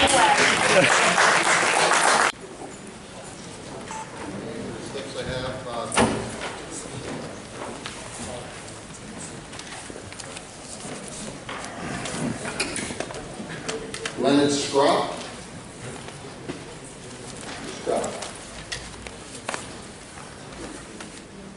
Good afternoon, Mr. Scrop.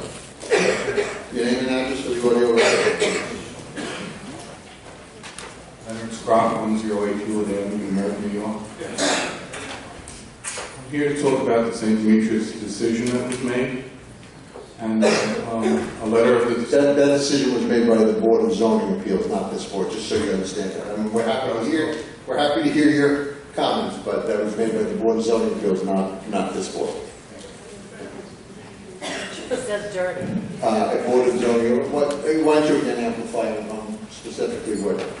Yeah, I just wanted to bring out that there were certain decisions and agreements made during the testimony, and those weren't included in this decision letter.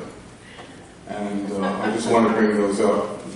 One most important one was that there was, during the testimony, the opposing St. Demetrius Church said that they would take the restriction of not using the building for catering. They said that they would accept that as a decision, they would accept it as a restriction, and yet when they made the decision, those wasn't written into the decision. And I wanted that to be brought up and maybe said to change that and add that in, being that they had no opposing reason not to have it. And I also wanted it to be explained to also include that they shouldn't be able to rent out the facility for such purposes, and they shouldn't be able to accept large donations and give those people the ability to use it as a catering hall. And that the Mr. Town Attorney, I'm clear that this is not the appropriate venue for Mr. Stroup's comments and issue. While I certainly appreciate them, could you give him some direction as to what would be the appropriate way to move forward? You should write to the Board of Zoning Appeals and give them your comments so that they're aware that you're concerned that these items do get included. I don't know whether or not they have been in the findings, but you said telling me they have not, so you should write to them and let them know. okay, I'll do that.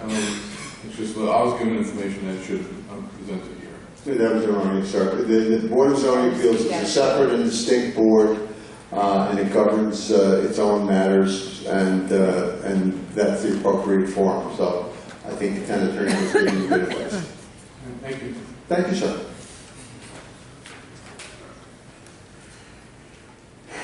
Teresa McInerney? She passes, sir. That's very good. Thank you, sir.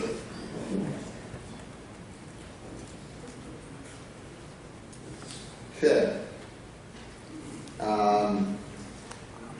Jeffrey Newware, Kirkwood Avenue. I'm sorry, I cannot read the handwriting. It's okay, I can know that, sir. Okay.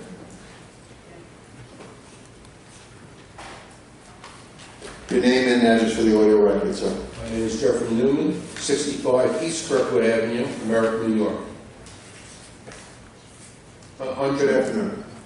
Good afternoon, and to the board. On June 1st of this year, the Board of Zoning Appeals heard comments and testimony concerning the building of a cultural center by the South Nassau Hellenic Community, DBA, St. Demetrius Church, and a quiet tree-lined residential community in Merrick. During the entire approximately 12 hours of hearing that day, the BZA appeared to be predisposed in favor of the church and against the community. Mr. Supervisor and members of the town board, I implore you to reel in the BZA. You folks are our elected representatives and need to start looking out for us. Please note that only 68 members of the church live in Merrick, and maybe just a few within 10 blocks of the church and proposed cultural center. We, the neighbors, numbering several hundred, and will be terribly hurt if this 25,806 square foot multi-story structure is built in our quiet tree-lined residential neighborhood. One of the experts who testified at the BZA hearing stated that our property values would only go down by 15%. Only. That translates to lots of dollars in our middle-class neighborhood, Mr. Sandino. My wife and I are retired, and have lived in our home now for almost 44 years, and I've built up a nice equity. Assume for a moment that my house could sell for $500,000 today. That means once the cultural center is built, we would lose $75,000 if we would sell our home at that time. That's a lot of money to lose, especially as we are retired or are looking to leave something to our daughter. The BCA totally dismissed Merritt Fire Chief Paul Scolari's concerns as to current congestion in the area and not being able to get fire trucks and emergency equipment through. The BCA granted the church everything they wanted without a care for the neighborhood based on religious use. No one has a problem with religious use, but the BCA is doing this based on about 14 classrooms for religious education and an office for a priest. I fail to see why they need 25,806 square feet for this. They do not need a gymnasium along with basketball and volleyball leagues for religious use. They do not need a rooftop terrace to accommodate 24 adults as per the building blueprint for religious use. I can only imagine what kind of noisy, disruptive purposes this might be used for. Certainly not religious use. They do not need a large commercial kitchen, and I quote, to feed the less fortunate or to have in-house catered affairs for religious use. We do not need a soup kitchen in our neighborhood. In testimony, it was said that the basement of the church was going to be used for storage. Why then are there 3 very large storage areas in the blueprints taking up over 1,000 square feet? I fail to see any religious use here. Perhaps what is needed is a much smaller facility to house the 14 classrooms and an office. This community helped to elect you to look out for our best interests of the town of Hempstead and its residents. In addition to all the improvements you have made for the town itself, and I do read your newsletter, Mr. Santino, it is now time for you to look out for the welfare and quality of life of those who have put their trust in you. Come on, folks. We elected you to look out for our interests. So far, no one is doing anything in this matter. Not your BZA, and not you. You guys you appoint the BZA. They've got to report to somebody, and I have to assume they report to you. It is time for you people to step up to the plate and take care of your constituents. Thank you very much. Thank you, sir.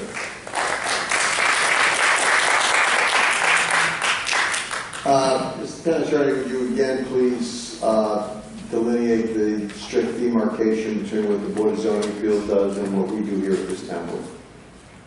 The Board of Zoning Appeals is an appointed body appointed by the members of the town board. After that, that body is separate and distinct and autonomous and makes its own decisions.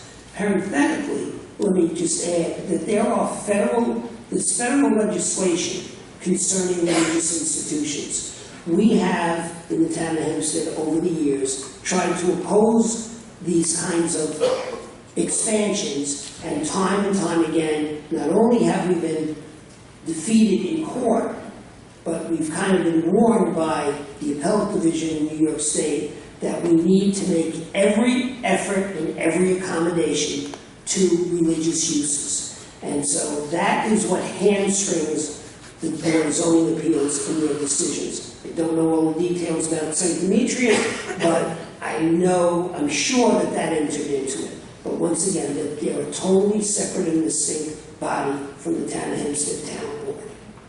Thank you, sir. Mr. Jeffrey Fine. Jeffrey Fine? Mr. Fine.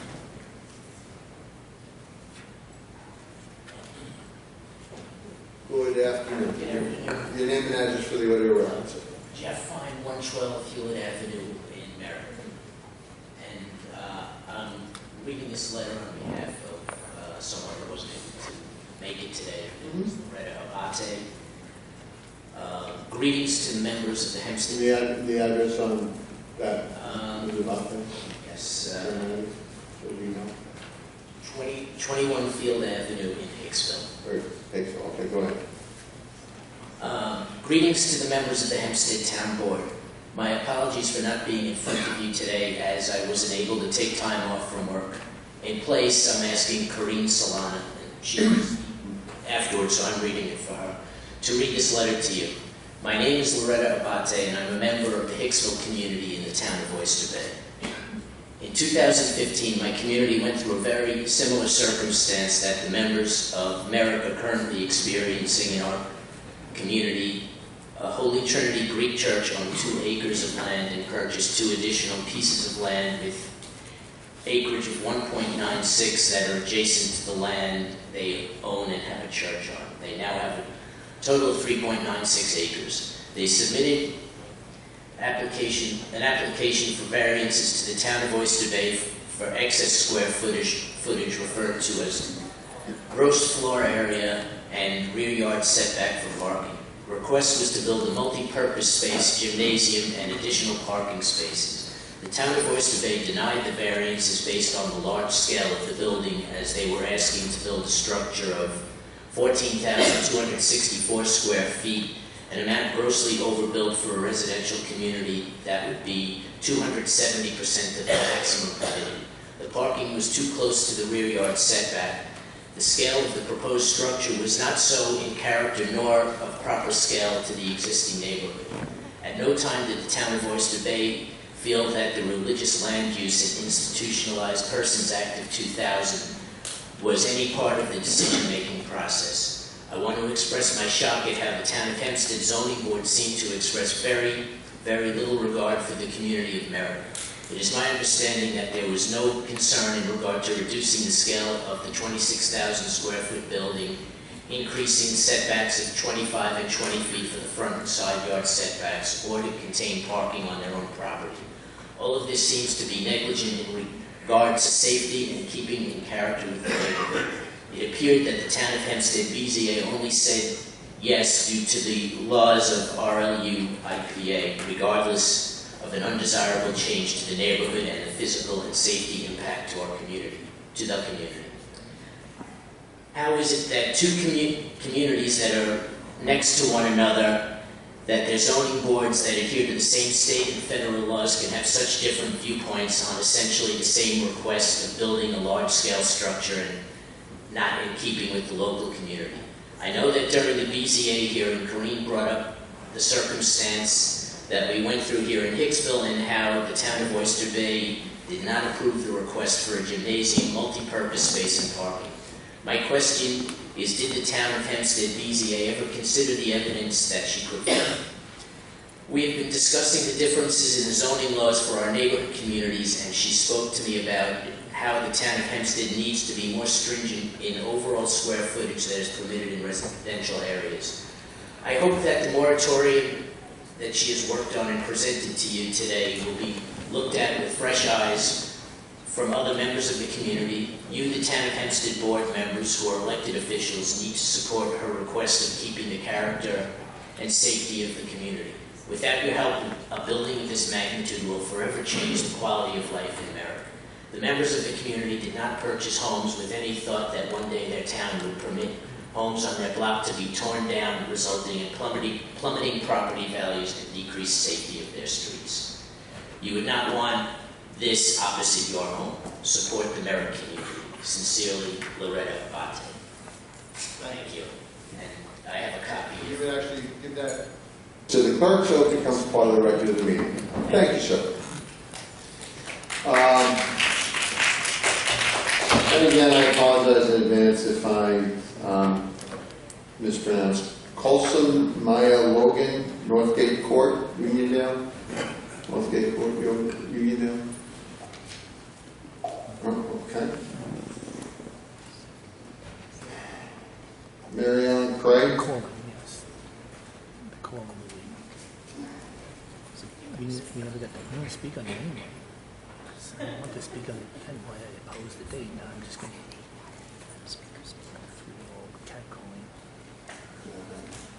Good afternoon. Ariel Craig, 436 Locust Avenue in Uniondale. I applaud the fact that you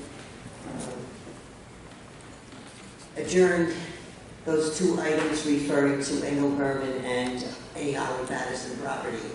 I want to thank Senior Councilwoman Gooseby for arranging the meeting with Engel Berman, and there were a number of things that were very important that came out of it. However, I would like to go back to a historical thing and read you a resolution passed in 2005 by the Uniondale Community Council Board. Whereas encouraging jointly planned strategic community development is one of the stated major goals of Uniondale Community Council Incorporated, the Board of Directors has officially reviewed the draft development concept for the A. Holly Patterson property in detail. Of course, it was a different plan at that time, but at least it had a number of items that did relate to the current proposal. Therefore, the Board of Directors enters the following positions on each item presented in the community questionnaire. Whereas senior issues have been one of the priorities of Uniondale Community Council since its inception, therefore the Board of Directors is in favor of senior housing and assisted living space suitable for the residents of Uniondale and surrounding communities up to 30 acres of the property. As I say, it was a different proposal at that time. Whereas the mission statement of Uniondale Community Council sees a community where every homeowner is certain they made a wise decision, therefore the Board of Directors opposes next generation housing because of the already high density of housing in Uniondale. And then it goes on to several other items which I will not go into because the time is fleeting. However, one of the things that I think came out of the meeting is that there is opposition to three-story development, and also there was overwhelming opposition to millennium housing as inappropriate in this location, and presented a number of compelling reasons, which I hope will sway you to deny the CA appellation for that zoning for that area. In addition, I'd like to mention that there is a considerable lush vegetation along the perimeter of the property where the residential homes are located, our homes. And I ask that this be reviewed and viable native plants be retained in the buffer zone. So I'm hoping, as I say, that you will consider making the whole proposed property senior housing, the golden age zoning. There are two other items. I'm wondering if a tax exemption will be extended to the East Meadow Senior Development. I can't remember now what it's called. Seasons? Yes, I think that's right. Thank you. Which raised the rent on the senior center and caused the programs to be sent to the Salisbury Center, which is overcrowded. So I'm hoping that that will be denied. I mean, after all, if they don't have room for seniors at a reasonable price and give us an exemption, why should they get an exemption? And the other item is that I noticed a Newsday article that one service has been removed from the budget, and that was one part of the pump out for the boating in the bays. And our wooden sailboat went down in Sandy, but I was used to a lot of sailing over the years, probably 60 years of sailing. And I feel that this is being penny wise and pound foolish. That certainly all of those pump out services are very, very necessary to the health of our bays. Thank you. Oh, yes. Unfortunately, my copy machine decided to give up the ghost, so I have only 6 copies. But, yeah, I'm ready for the copy. And unfortunately, the condition is not really that great, but at least I have 6 copies here. Thank you. Thank you. Michael Kruger. Michael Kruger.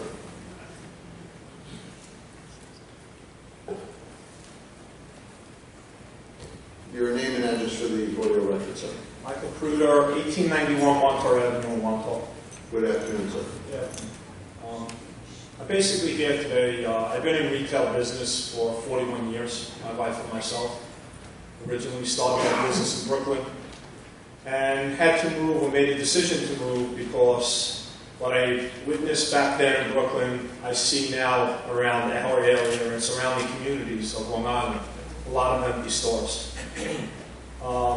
We have a lot of problems as small business people, besides working 7 days a week, probably 100 hours a week, which I've done for the 41 years. The real estate taxes. Most community members don't realize that the small business people pay town tax and school tax. It is not a known fact for most community members.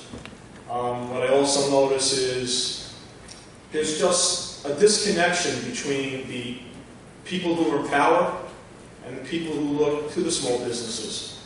I feel we're always the ones that are being, I guess not punished, but relied on to pay more fees and more taxes. Over the last year and a half, I'm happy to say I was able to expand my business because the community where we're in, it's a great community, very loyal customers.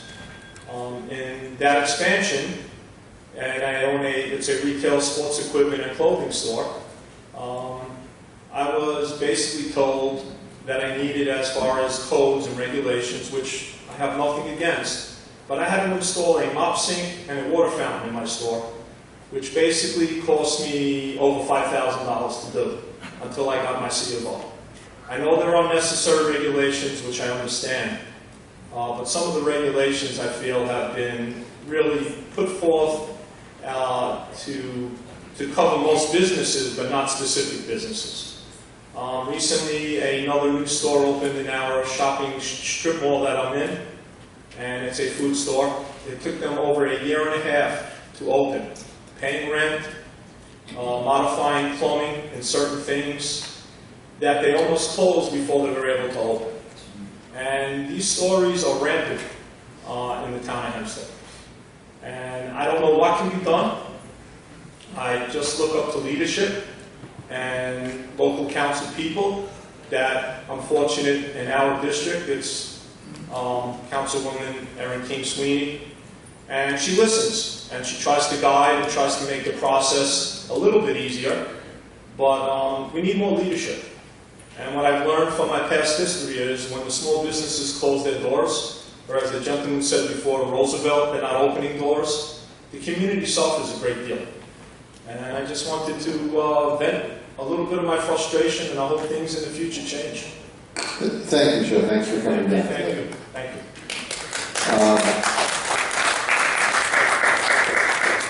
Patricia Larson. Good afternoon. Good afternoon. Thank you for hearing me. Your name and address for the audio record, please. Patricia Larson, 1429 Horseshoe Drive, North Belleville, New York, 11710. I'm 60 years old, and I've lived in Nassau County my entire life, and I've never attended a town board meeting. This is my very first. I also want you just to know a little bit about me. I totally support charity organizations. I myself are in many, many charity organizations. I work for LILA, which is Long Island League Against Cancer. I don't work for them. I volunteer my time. I'm the chairperson of the social ministry team at my church. We collect all kinds of things. We do all kinds of fundraisers for different charity organizations. On Saturday, July 23rd, 2016, not this year, I got into my car and I proceeded to Maple Avenue. The only outlet for Horseshoe Drive is Maple Avenue in North Belleville. When I got to the corner of Maple Avenue, I was greeted by either a police officer or an auxiliary police officer and told me I couldn't leave my block. And I said, I have to leave my block. I'm on my way to work. I have high school students waiting for me to proctor an SAT exam. He said, I'm sorry. The road's closed. There's a charity run going on. You can't leave. I said, I have to leave. And he said, ma'am, get back in your car now. You cannot leave. So I looked at him and I said, so you're holding me hostage on my street? And he said, yes. So I got in my car, I was not going to have a confrontation. What I want to know is, why is it that Horseshoe Drive, that has no other streets that go into Horseshoe Drive, when we want to have our block party, the town of Hempstead will not give us a permit if we have 76 signatures out of 77 homes on Horseshoe Drive. If we have 76 signatures, we do not get a permit for a block party that only involves our houses. But the town closed all of these streets, the whole kit and caboodle, with nobody being notified in 2016. Did it happen again this year, ma'am, or not? Yes, it did. I called and I called. First of all, last year I talked to Gary Hughes. He promised me it would never happen again. I called this year. I spoke with Dennis Dunn's office. I spoke with Liz Power's office. I spoke with Harima, I can't say her name, Harima, whatever. And I was told that, okay, you know, we'll look into it. It was closed again this year.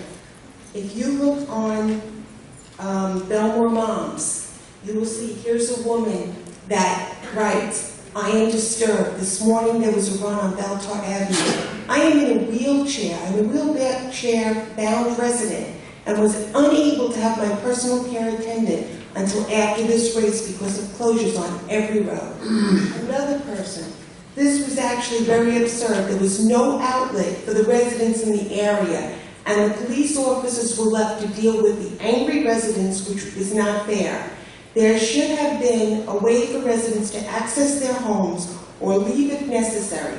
People were circling, myself included, from Newbridge to Jerusalem and Oakville. Others were angry and driving recklessly due to this. It's dangerous and just plain not right. There's many more. I only have 58 seconds left. I'm furious. What if my son gets married and I have plans to get my nails and hair done before the wedding, and I go down to the corner and told, sorry, there's a charity run going on, you can't leave. What if someone preps for a colonoscopy on Friday and they're ready to go have this surgery done and they're told, sorry, there's a charity race going on? I totally and completely am for the charity. It's a great organization. However, there are parks, there are boardwalks, there are tracks at a high school, there are all kinds of areas in Hempstead they can have this race. Why close off a residential area where you don't know what people have going on the day that this is closed? Ms. Larson, we will we'll take a look not only obviously at your specific complaint, but we'll take a look at the overall policy as well. We'll work with the town clerk's office. So we'll take a look at it. Can I get an answer to that? Yeah. Councilman Dunn? Yeah, sure, we'll certainly get back to you. Just real quick, we did look into this, and they shortened the time to 2 hours, and they said that they were notifying everybody, so you would know what the 2 hours are. Should it be before then, or? Okay, well, we will take a look at the policy and tighten up the procedures. Okay, Councilman Dunn, if you don't mind, since have you worked at the town clerk's office on that issue? Absolutely. Thank you. Thank you very much. Corinne Solana.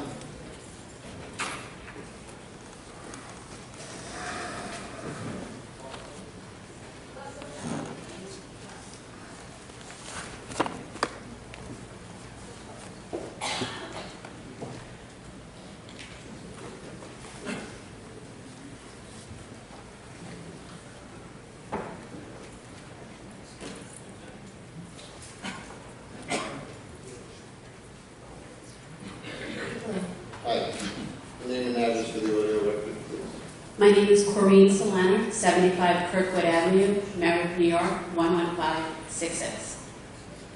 I'm here today, I would like to present a moratorium on issuance of building permits to consider building code revisions. I'm presenting this moratorium, to be specific, due to the Hellenic Greek Church, also known as St. Demetrius Church, that was given approval in June to build a 26,000 square foot building. I'm representing myself along with Stephanie Klein, who we drew up this letter, and we had meetings with our community, with the Gables Association, and spoke with our neighbors. And we would like to suggest several revisions to the Town of Hempstead Code.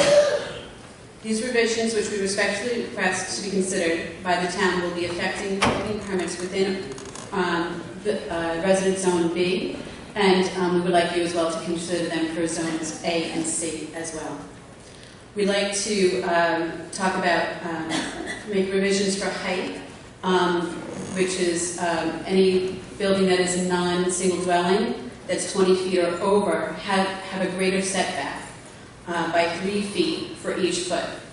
We would also like to request, most importantly, building area, if there's a maximum. There's currently no maximum, which is why the Greek Church was able to request a 26,000 square foot structure that was in no way keeping in scale to the local community.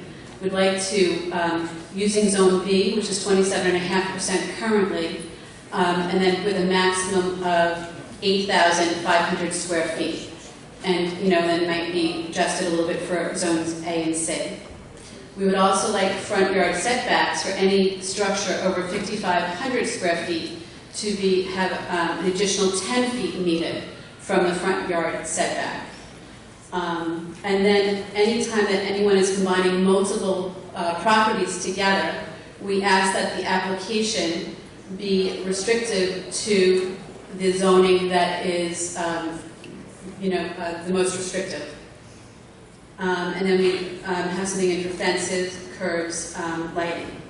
So we ask that you please consider these code revisions and further please place a moratorium on the granting of any permit application which would be affected by the proposed revisions, specifically building permits applications pending for 24 Kenny Avenue in Merritt, which is the South Nassau Hellenic community. These should not be granted during the moratorium period because of the consideration of the code revisions we are proposing. We represent many members of the Merritt Gables Homeowners Association. Finally, we respectfully submit that the requested code revisions and moratorium during consideration thereof will improve the nature and character of the communities in the town of Hempstead and the quality and the public safety therein. And then, of course, we please are looking for your the ruling on what's being submitted.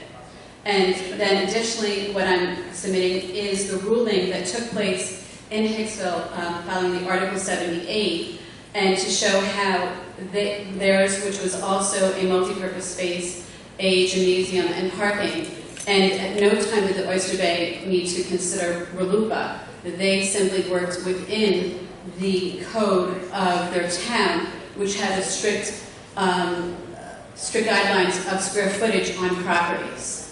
And excuse me, just trying to think my apology. And then also, because in letting the board, the BZA, if that ruling goes through, it's opening the door for many other things. For example, another neighboring church, Martoma, which is a half-mile away, located on Merritt Avenue, recently bought a property behind them on a residential street in a court.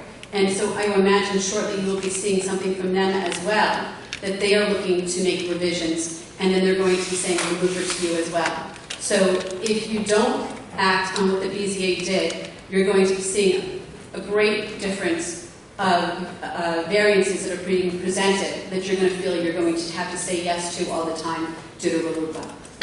Yeah, I just want to obviously represent the area. I want to thank you and all your neighbors for coming. It's nice to see you. I attended the Merritt Yes, and I also meeting. want to say thank you as well because you were there when we reunited the Gables, and we thank you so much for coming down in person that night. It was a great meeting, and I had several people from the community also do follow-up meetings in my office, and I wrote a letter in my personal capacity to the BZA expressing significant concerns about this BZA application, which is not a common thing to do. I feel that my hands are tied a little bit. I don't fully understand, Mr. Rob, maybe you could help me. I don't know if you're familiar with the location of this church, and there's a lot of very well-meaning people involved, but I think the community has some real significant concerns. If I lived there, I would too. I would be that person sitting at the desk right now. What can we do as a town board to help these residents? This is a Board of Zoning Appeals case. The Board of Zoning Appeals has made its decision. The only remedy now is to challenge that decision in court. Which an Article 78 has been filed, but we're asking that you consider this moratorium. This is very important. This is a way that you, the board, can actually represent the people, our elected officials. I'm sure the board will take your submission and, consider it. All right. Thank you. We greatly appreciate that. That's very important. Have you given Set back in square footage. Thank you very much. Copy to her? Or do you have a copy with you? I have additional copies. Please give them to the clerk to make them part of the public record. Thank you. Thank you for your time. James Correcciolo.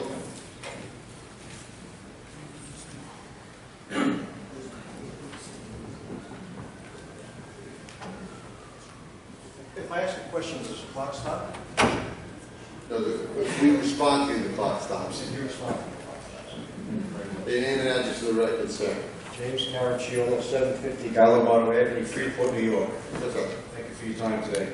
I'm an ISA certified arborist and horticulturalist, retired. I'm here to talk about trees. This year marks the 70th year of the birth of Suburbia, that's Levittown.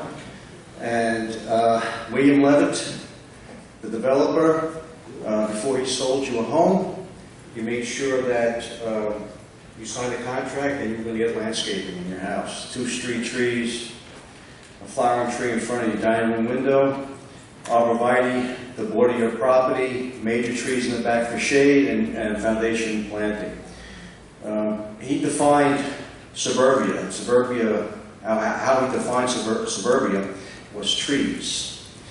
I've noticed that in my general travels in my areas of Freeport, Merrick, Belmore, that especially along Merrick Road, trees, street trees, public trees, have been removed for new development or reconstruction.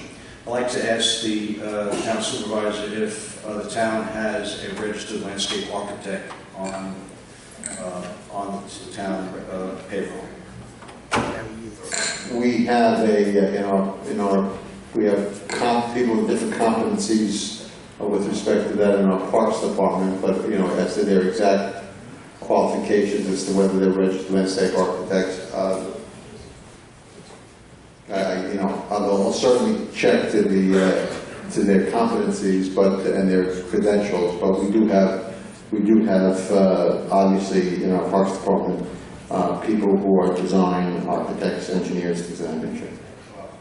I'm asking a specific question on the registered landscape architects. I can remember at one time when the town had 3 registered landscape architects on their payroll. Okay. Mr. Lino, Mr. Zappola, who do I have for the Parks Department? Sorry, over here. Commissioner. I'm sorry, I was set back there.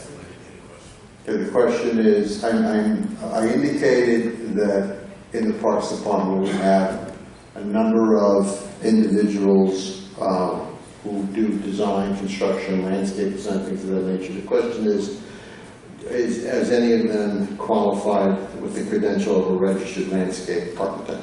Yes, sir. The answer is yes, we do that. Okay. So that's the answer, sir. Okay, does Mr. Muscari, does he review the with the planning department new construction, reconstruction, planting plans? Does he sign off on those plans? No, he works in the Parks Department when we're designing different things in the Parks Department. Okay, let's start, all right. So my Thank you, Commissioner. Thank you. My concerns are with the planning board when it comes to new construction and reconstruction of hamlets of town review, that there is not a registered landscape architect reviewing the plans to make sure that the right tree is planted in the right place, and to deal with situations where new construction involves removing public trees. Mr. Rockamp, I'm now following the nature of your question. Mr. Rockamp, I'm assuming you're following the line of Mr. Gracciolo's commentary, so why don't you opine on that? Yes, good afternoon, Supervisor, members of the Good afternoon. This is Commissioner John Rockamp of our building department.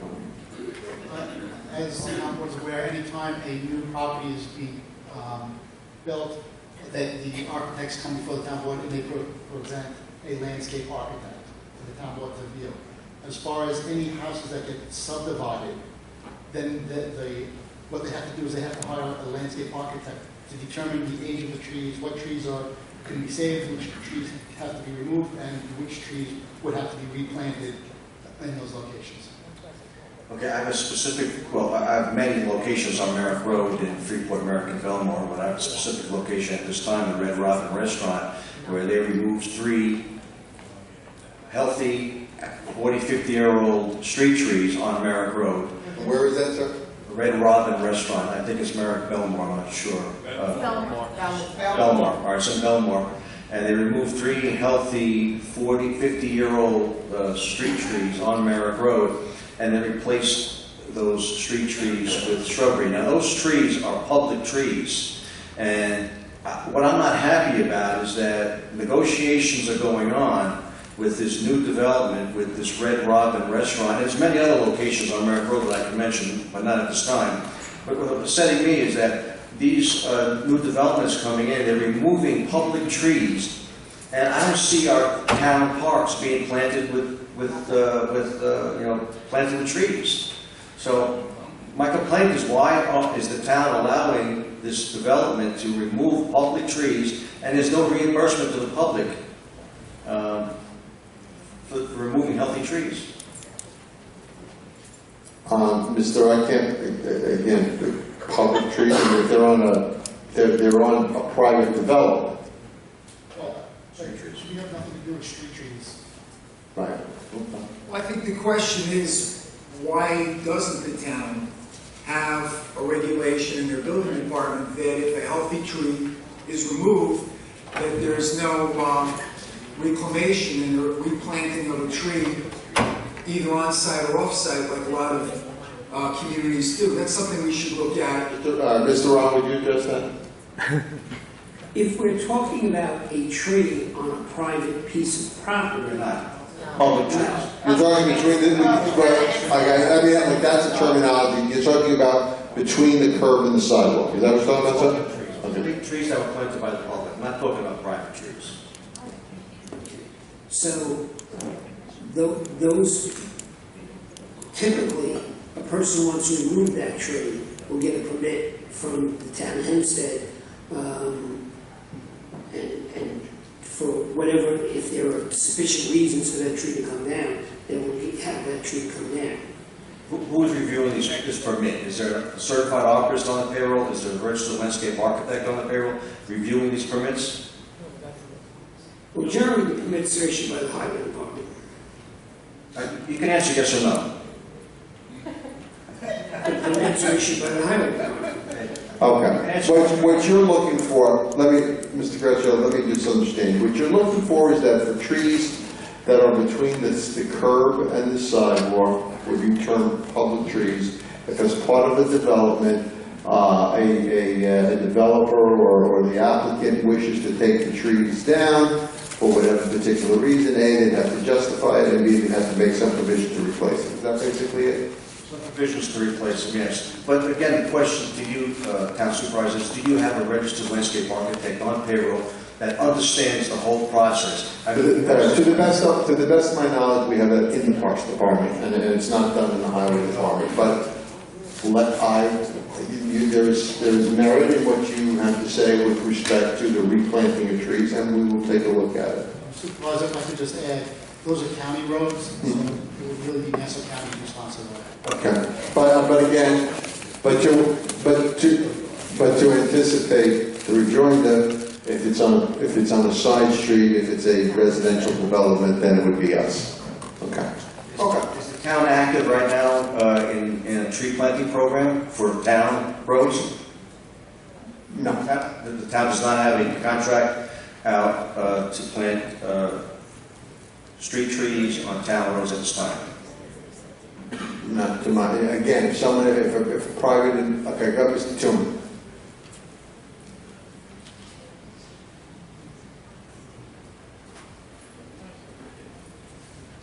We put out a tree planting. We have one that's currently out, and we have a new one that's coming out. But it's for the purpose for residents to basically Residents pay for it. Right. That goes in the utility strip. Right. So that's what, again, the nature of your question. We have a program which we have had for years where we contract with an outside vendor to plant trees for those requested. Those are requested by homeowners in the utility strip, but there's a fee that goes to the homeowner for that. Okay, well, that's good. If a homeowner would like a tree and the town is willing to plant the tree for them at a price, I think that's good. Deforestation is a major epidemic in Nassau and Suffolk County. It's the man-made removal of trees within New York State. It's important for us to maintain our tree canopy, and it's important for the town to have a registered landscape architect on staff, so when you have a meeting with the planning board in reference to development or reconstruction, that they are sitting at the table and they will speak and they will know and understand what it means to save a tree or replace a tree. Thank you for your time. Okay, Hugh Mason. Mr. Hugh Mason? Yep.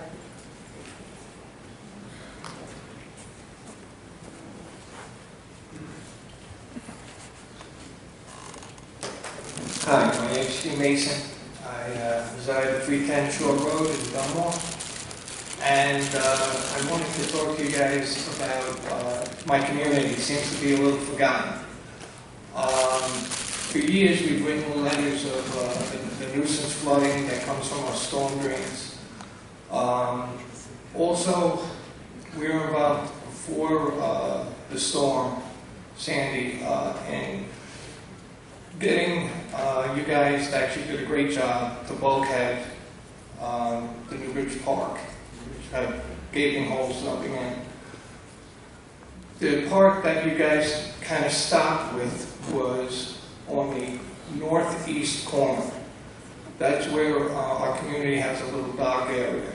And we were supposed to put up a seawall or a gabion there. I dealt with Ron Masters for years on this project. I've actually spoken to the new conservation waterway person, and I forgot his name, apologize. And he said if they could find it, he said it needed to be done. Slips are being filled in, and it's closing up. The other thing I want to talk about again was the storm drains, and I'd like to thank Councilwoman Sweeney for coming down.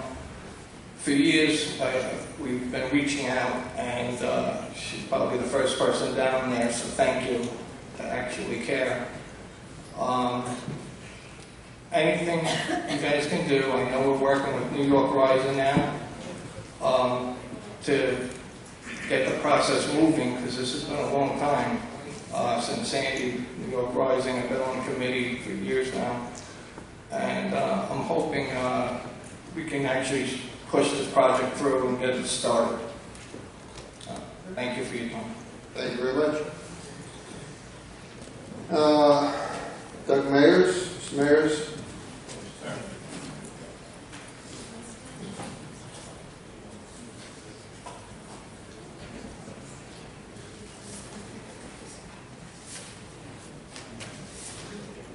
Good afternoon again. Good afternoon. I'm going to give my name and address before. Maybe I give it again, 78 Woodchide Avenue, Freeport, 11520. Just heard that gentleman said his community is forgotten. His is forgotten, mine don't exist. And what happened here, my two complaints here again, Roosevelt again. Is there law against tractor trailers parking on Main Street in Roosevelt overnight? That's something that is not proper for the community. And you have the gentleman, I think it's on White House, put up a canopy every day for the last so many years. I was complaining, I called my councilman office, but to no avail, I get no results.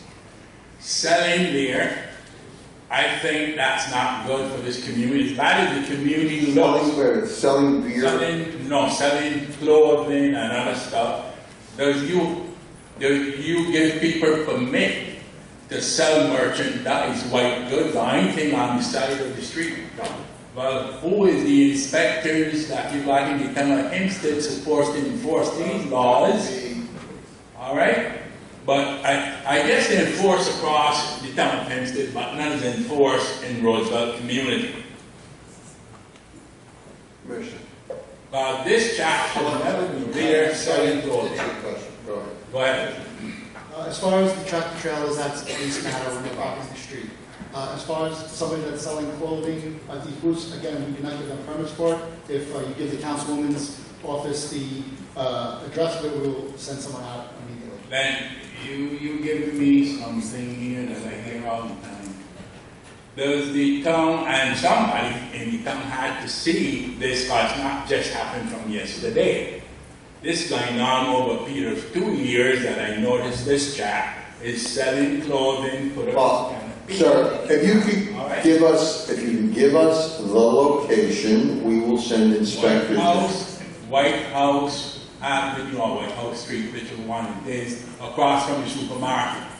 By the church right there in that area, that park where you all have... White House Street in Roosevelt. Correct. So we'll take a look at that. All right. Okay. And Mr. Supervisor, I don't think that one of my staff has heard anything from Mr.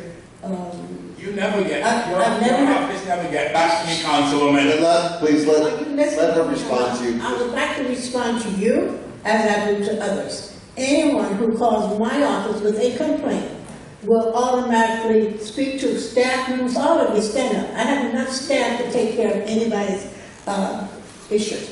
And certainly, my commissioners will do whatever it is I ask. So this is the first time, second time maybe I've seen you, sir. So all you have to do is let us know. Thank you. That's it. Not the years, Councilwoman. You do not answer my calls from your Mr. Mayor, we have the location, and we will have the commissioner, you will have inspectors look at it. All right, I would love to see that canvas be gone, that is not there by next week, because it shouldn't happen. It won't happen in Belmore, it won't happen in East Rockaway where you live, or any other bloody place. We're gonna look at it expeditiously. Please. And also, I know you could tell me this too, but the tractor trailer parking in the middle of Roosevelt overnight and all these big trucks, that shouldn't happen. That's a violation. It has to be dealt with by the police department. We can't do that. You have town signs and codes in the village against parking overnight tractor trailers.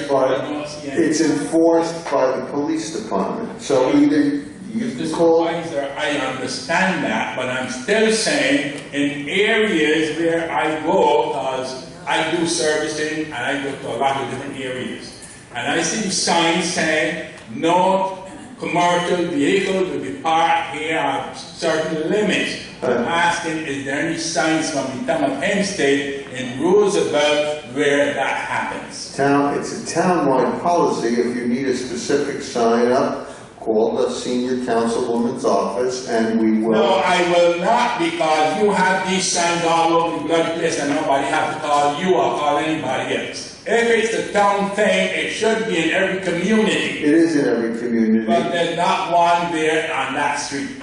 So that's what I'm saying. If you tell us where the street is, we I will... said Main Street in Roosevelt, sir. Thank you. Okay, fine. Thank you So very I'm much. sure Transportation Department go and erect a sign there about commercial parking in that. Well, someone don't know how we have to come think about it. Okay.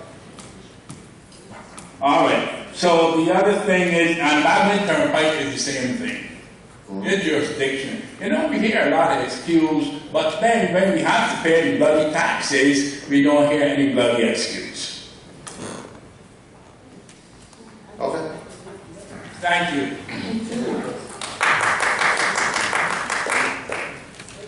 Mina Meriday.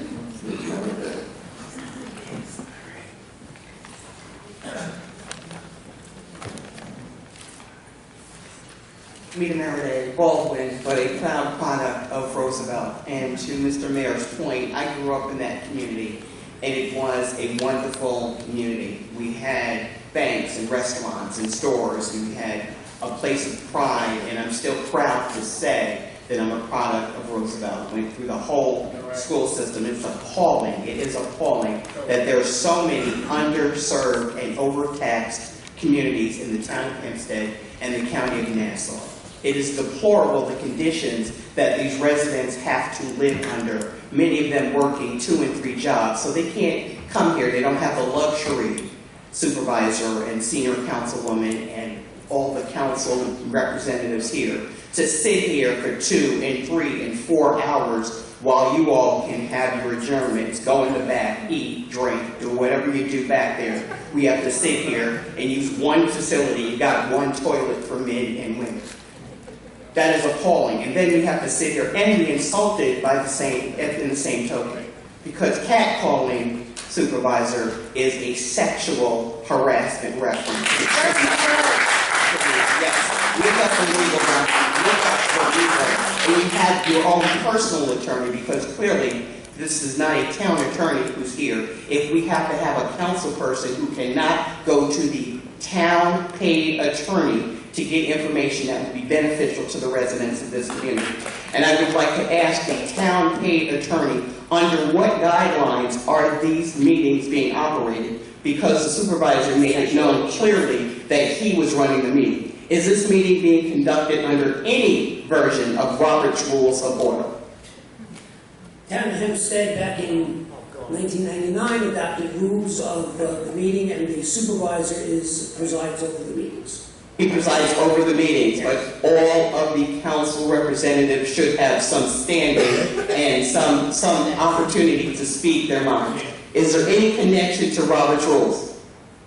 If our rules are silent, then Robert's Rules will take over, but the supervisor holds the meeting.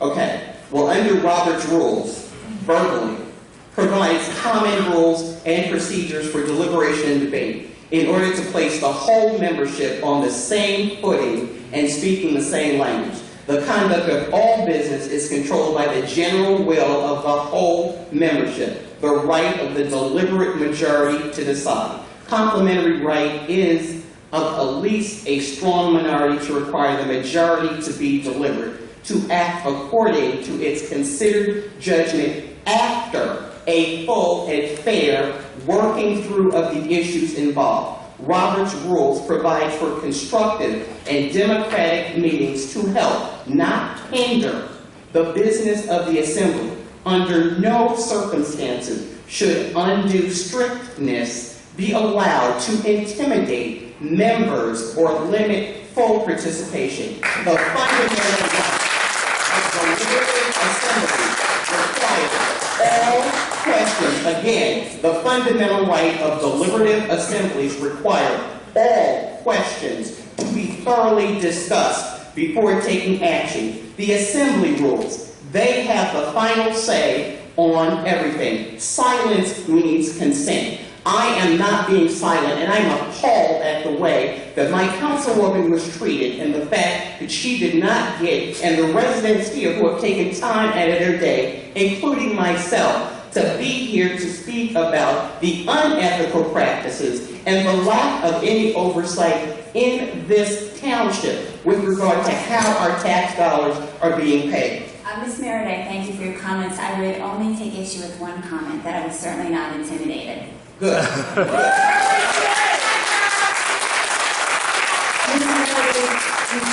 You know, I know your family very, very well. Yes. I know your mother. Your mother has been a very stalwart community person in And she still is. And we know one of the things that happened. I didn't say anything. I'm sitting here, I'm listening to things that most people say. You don't remember what Roosevelt was like 20 years ago. You know, you don't remember all the things that were in Roosevelt. You know. There was a bowling alley, there were restaurants, there was theaters. I don't remember. I don't remember. All right. So and my family was very much involved in all it. right, remember, when I came in, when I was elected in 1999, that was because of a lawsuit that we had to try to stop and bring a difference to Roosevelt. There's no land left. You know there was no land left to build anything except the bank. We did get that in. And we've done everything to clean it up. Many of the homes that were there were dilapidated, now they're good. All the streets were done in Roosevelt. All the parks have been done in Roosevelt. Using what we have. You know, I don't say too much because I just do. And the people do. And this board helps me with what I need to do. But you have to remember what it looked like before. And you have to remember that now we have 6 districts. We didn't have that before. Okay, so each of us are looking out for our own district, and I'm not sitting here with somebody to pat me on my back. I'm not asking anybody to come in and do it. I just do what needs to be done for this community, as well as I vote for what needs to be done for the town. I try to keep an open mind with every member on this board. I call people. If they don't return my call, I don't know what they're thinking. So, and I'm never going to sit here and vote on anything that I have never seen or been a part of, or that has not been taken, so I know how much money is going to be used to be spent, who these people are, because you know I never knew before, but I'm not sure. But that's You the understand whole what I'm point. saying? I understand. But Senior Councilwoman, that's the whole point with regard to having an open and fair discussion. Well, that's the what same we're way with the doing. committee. Roosevelt is no different than as others have spoken. you know- Belmore is in not dire straits. So Belmore But has you didn't let me many finish. issues, but You you did let not me finish. allow With all me- due respect, I was still speaking. Yeah, but I asked you If I was to- bashing anyone, I was speaking my issues, my concerns after again. I've been sitting here since I haven't had the adjournment. I don't have, there's no snack machine, no vending machine. I've had nothing to eat for my own physical well-being. So I sat here. So I would really like to be able to finish what I came here to Please, say. because I've been here. You know what? This is so important to me. I got into my home this morning at 3:20 a.m. and I'm here. I have not eaten anything either for the past 24 hours. But I'm here because this is important for me to represent the people I'm elected for. But this is Listen, I work 21 hours a week. I understand, but this is your job. I'm not making any money sitting here, and the things that you are enacting here are costing me money. I'm not making a dime here. I am self-employed, so I am here on my own time. Yes, I will finish. Thank you. As I was saying, the discussion, that's not my only issue. We're also dealing with issues with the water problem, the water situation in this township, where we have residents that are being charged for public water 40 times more than what they're doing for public water. What is the township going to do with regard to that? This is impacting many residents who are not here to stay. Again, as I showed before, on your brochure that you have, the Veterans Voice, where you and Councilman D'Esposito are standing in front of a VFW hall in, ironically, East Rockaway. How does that happen? Okay, that you pay to upgrade their bathrooms and their ADA compliance, but you also have on the list of the abandoned buildings another VFW hall that's being abandoned and potentially demolished. How are we servicing all of the veterans in our community? These VFW halls that are strategically located could in fact be rehabbed into places where not only our veterans who are in desperate need of resources and places to go, not just our older ones to have a place to play pool and to hang out, which is what our younger veterans often think. These could be facilities where those residents could go when we have another type of storm. We have residents that are still impacted from Superstorm Sandy, but somehow we got millions of dollars that paid some of the friends and relatives and associates that belong to your here. And I appreciate legislator Councilman Blakeman asking the question about having those who have relatives on this board to be removed and recuse themselves from making decisions because the nepotism Because of the give and take before with you and the senior councilman, we gave you a little extra time, but your time has expired. Thank you. My time has never expired as it has. Supervisor,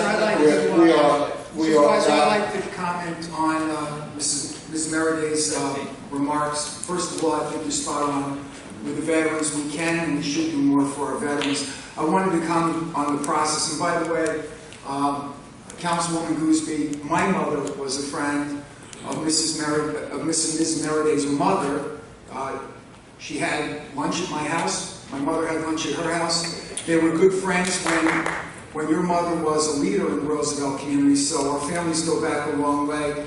I wanted to make a comment about something that you said that I do think needs to be addressed. Number one, in the past, the town board, exclusive of the supervisor, had their own council. We do not have our own council now. That is going to be addressed in the future. We have no say over our staff. Our staff is chosen by the supervisor, with the supervisor's decision as to what he believes they should be paid. We have no budget. We have no mail budget. Everything has to go through the supervisor. The last time I checked, in Gooseby versus the town of Hempstead, districts were created so that we could represent equally the residents of our district. Yeah!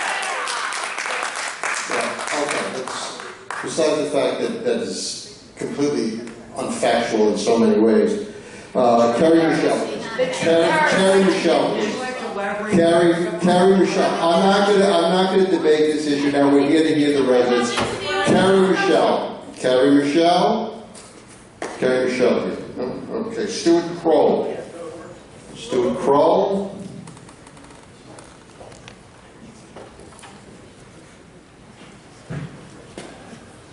Yeah, how are you?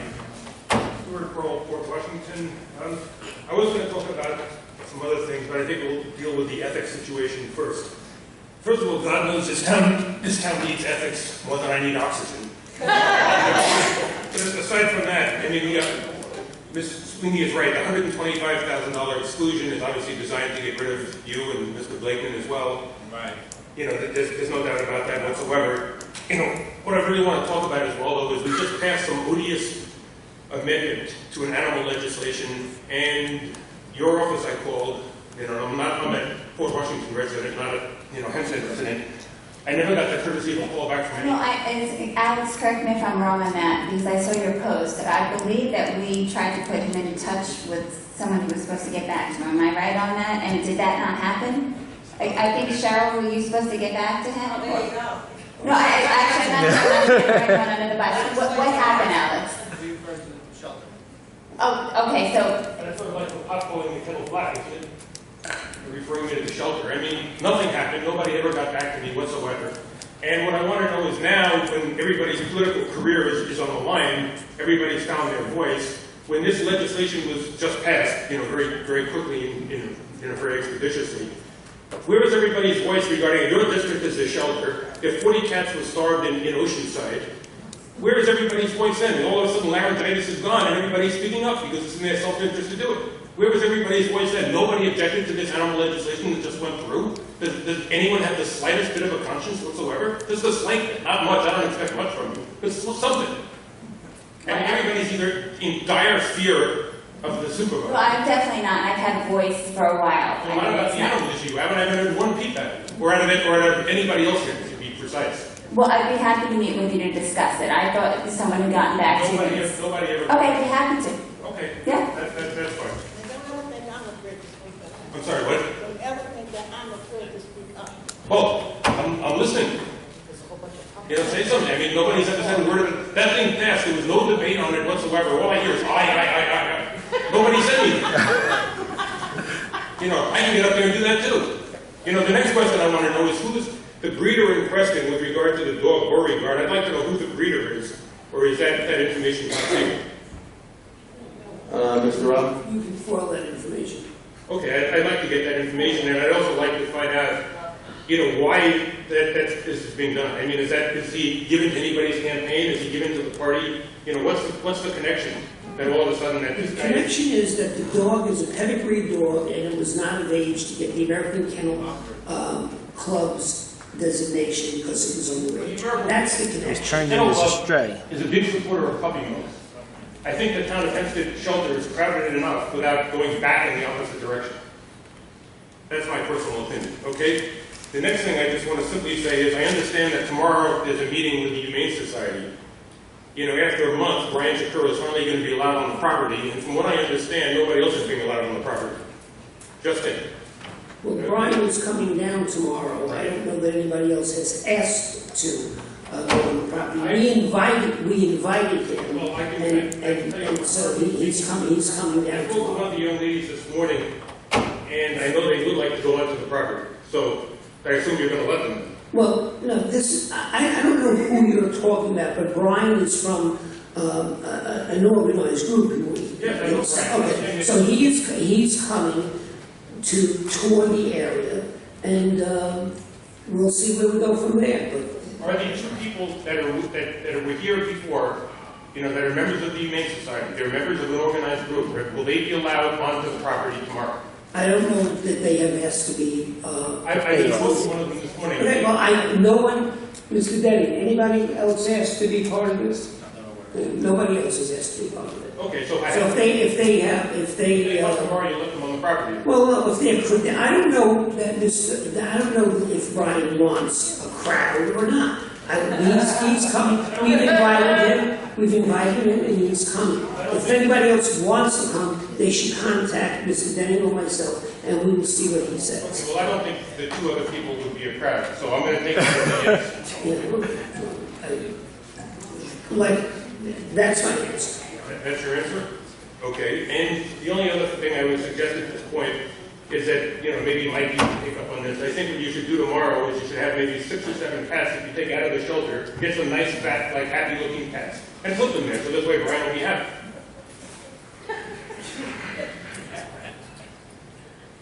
You want an answer? I won't dignify that. No, you don't have to dignify it with an answer. I wouldn't expect that. All right, have a good day. Barbara Melly. Barbara Melly? Barbara Melly, no? Barbara Melly. Trisha Rizzi.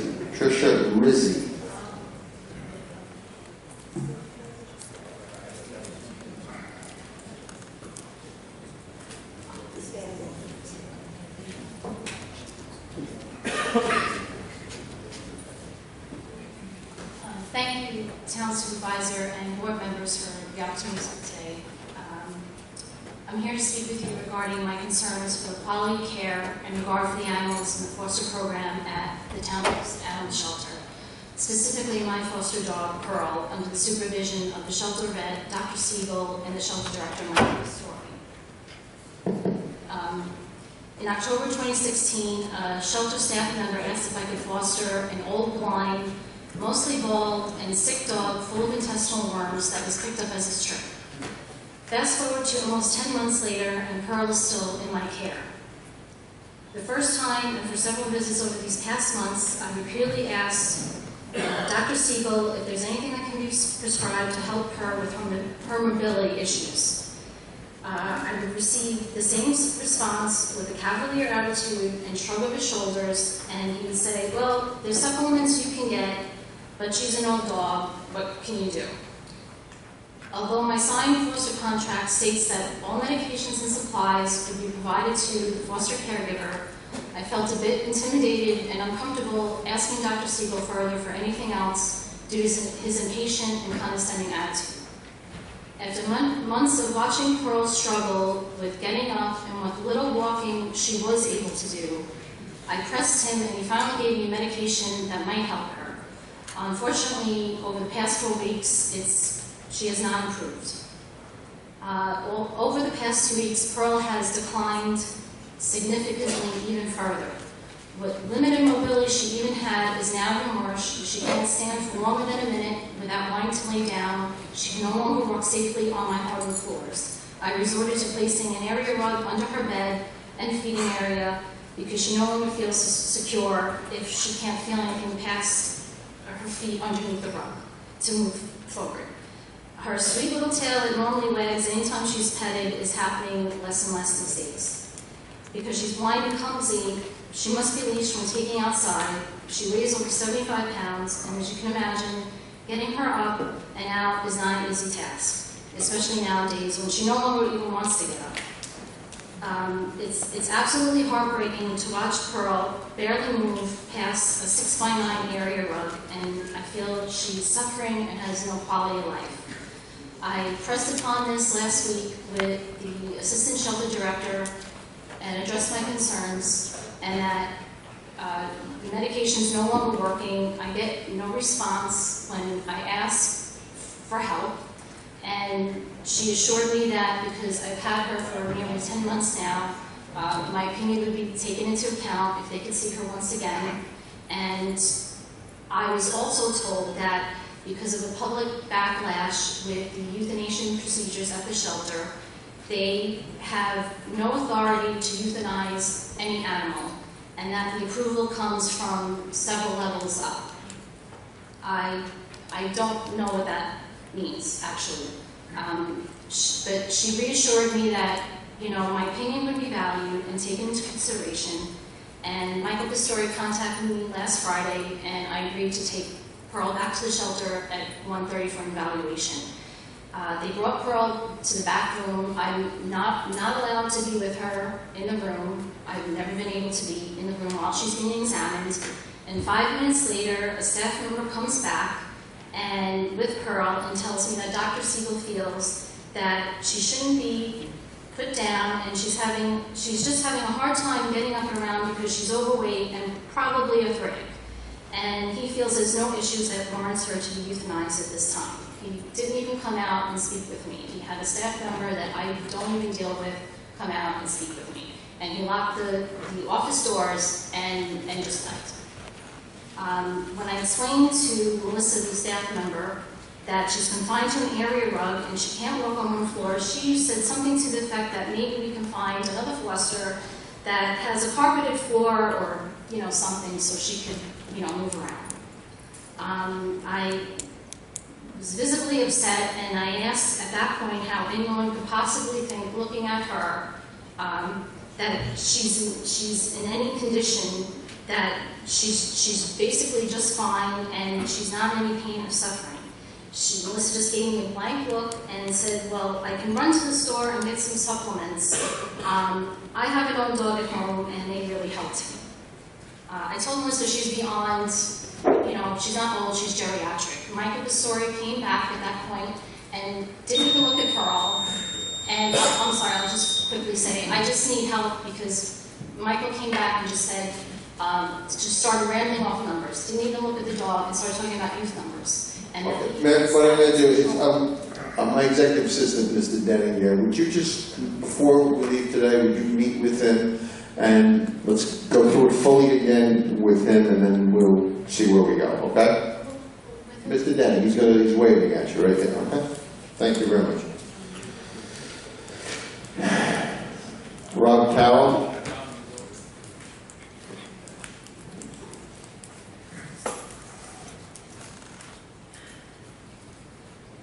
Good afternoon.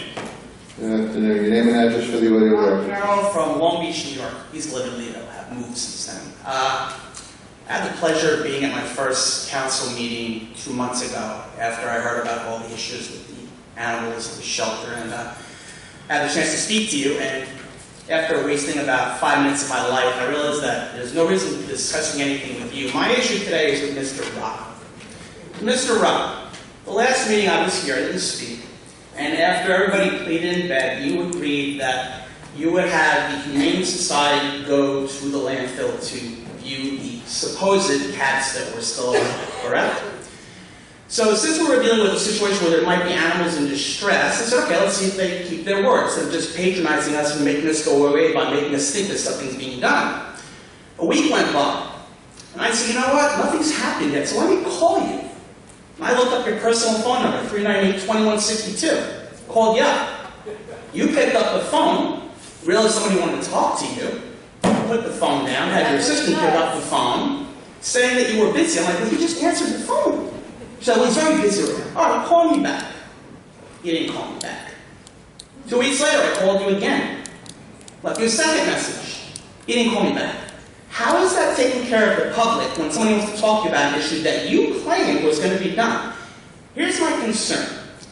A month has gone by, and tomorrow supposedly there's going to be a meeting with Mr. Shapiro at the landfill. My first question is, will he be allowed to take video of these supposed cats that are still there? Mr. Shapiro can do anything he wants to do. So if he takes video, and the cats that are still there were the cats that Mr. Lombardo supposedly fed, he will be able to show him that video and say, here are your cats, they're still being taken care of, correct? Because here's what I find really interesting. I live on the water. I'm in the water a lot. I have a kayak, I have a jet ski. The beautiful thing about the landfill, no, we're not supposed to trespass there, is it's surrounded by water. It's very easy to get close to it by water, which I've done a couple times with a bunch of friends. And you can get really close to the area where these cats used to be fed. And about a couple of days ago, when the weather was really nice, I said, let's go for a ride. Let's see what's going on over there. Didn't see any animals there except for geese. So basically, those cats that were there are not there anymore. So here's my concern, and Stuart mentioned it earlier. The concern is, you don't want to look bad tomorrow. So if there are no cats there, the easy thing for anybody to do would be to go to any of the local shelters that are overpopulated, grab a couple of animals that are in there, drop them off at the shelter, and make it seem like those are the cats that existed. And if you do that, if the other cats are already dead, you're now adding more cats to the landfill that are going to be in jeopardy. That really sickens me. It totally does. It sickens me that you didn't call me back where I was polite to you, where I was polite to your assistant. I left you a second message, and you didn't call me back at all. And you're a public attorney. I'm sure if you wanted to take legal action against me, you would have called me right away. But you ignored me. Just like you said something at a meeting last month that you thought would make people go away. A month went by, and if these supposed cats are not being fed, no matter what BS video you're going to show, and a month goes by, guess what? Those cats are not there anymore. So I'm very curious. I live really close to the landfill. I have no problem sitting out there today, tomorrow, where you can't see me. And I'll wait to see if any trucks pull up with cats in the back seat. And if they drop them off, I'll be damn guaranteed that I'm going to take video of that. Because you know what? This has been a farce from day one. And I have my own business. I have no reason I should be sitting here for 3 hours waiting for all this crap. But I do, because I care. And again, I'm not listening with any of you people, because none of you people spoke at the last time I spoke here. I offered my help. I offered security cameras. I talked to the media. Nobody said anything. You just stood there and stared at me. My issue now is not with any of you, because you're not going to do anything. My issue is with the lawyer, who ignored 2 messages that I left him. And I guarantee tomorrow he's going to stage a nice little dog and pony show and make it look nice, so that the next meeting you have, you'll show wonderful videos of 20 or some new cats have somehow found a way to the landfill, because there must be some really good food there for them to eat. Which, by the way, is all dried up right now, because I saw it, the picture. So, just for the record, maybe next time I call you, be polite and call me back. Because if you'd called me, I would have done the courtesy to return your phone call. That's all I have to say. President Stein? You might steal the phone.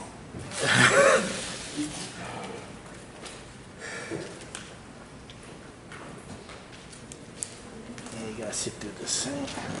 Elizabeth Stein, White Park. All I can say to everybody in front of me is shame on you for voting for an absolutely horrific amendment to a very, very, very strong piece of legislation. Councilwoman Gooseby, if in fact what you were saying previously is true, that you review everything that gets voted on, and I hope everybody sitting before me can speak the same, it's an even sadder situation, because you voted for something that should have never been approved, particularly after hearing what Mr. Ra had to say about why he believed this was necessary. And what I would like to know, because listening to other speakers, who in fact, since this amendment seems to have been brought about because of one particular pedigree puppy, who, from what I gather, had been surrendered to the shelter by the owner, if in fact that is the case. And this law deals with the reclamation of dogs and cats by their owner. Who came to get this puppy? Was it the breeder, as I have heard seems to be the case? That the breeder, not the owner who surrendered this animal, but the breeder came to adopt this dog. Can somebody please tell me if that is in fact true? I believe it was the owner. I had the information down here earlier, but if you give me a call later on or tomorrow, I'll go through it with you, but I believe it was the owner. And by the way, we got a letter from the owner who detailed the pedigree of the dog, gave us a backup, and said that this dog was going to be, is a pedigree dog. He gave us a backup and told us that that was the idea, was that he was going to be breeded, it would be breeded, but it didn't have the American Kennel Club certifications because it was under 1 year old.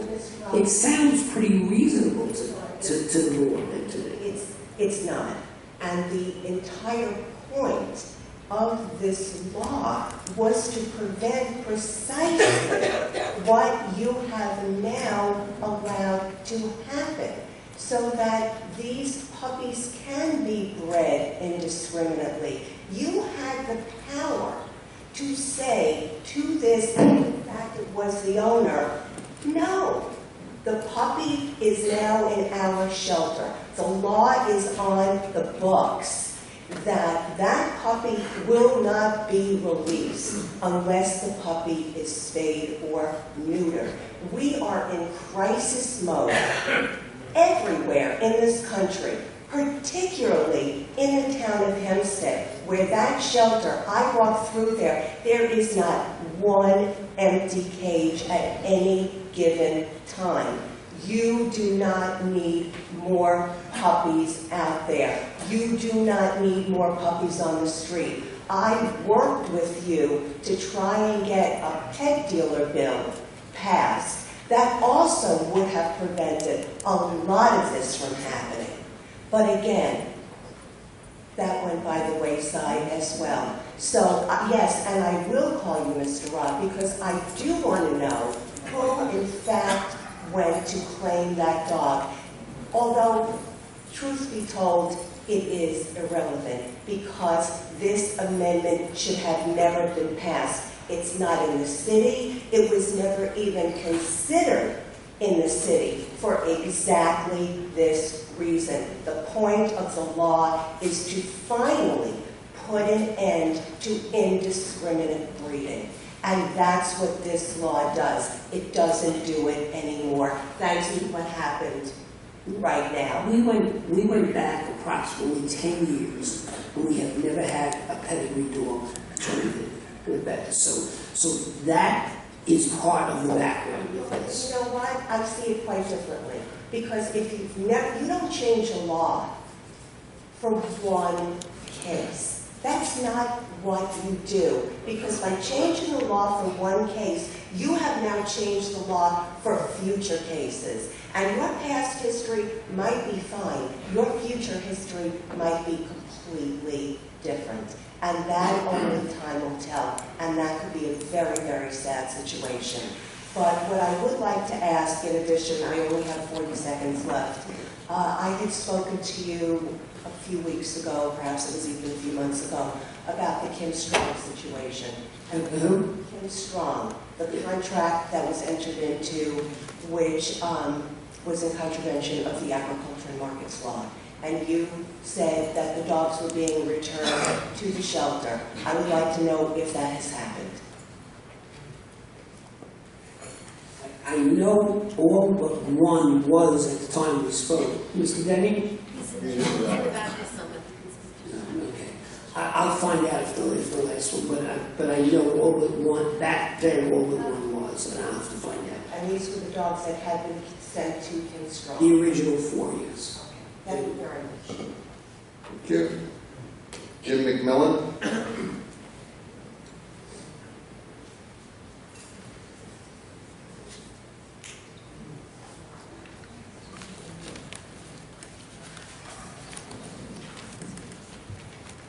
Good afternoon, Supervisor, Council members, Jim McMillan, South Belmont, New York. After sitting here for 4 hours, I almost felt like I was in a meeting in North Korea. Mr. Blakeman and Ms. Sweeney are not going to get fed to a pack of wild dogs when this is over. Listening to things, I think Ms. Sweeney's right on to have an Inspector General investigate everything that goes on with this committee. I would also like to thank Ms. Sweeney with regards to the flooding that we experienced in South Belmont from the sewer drains.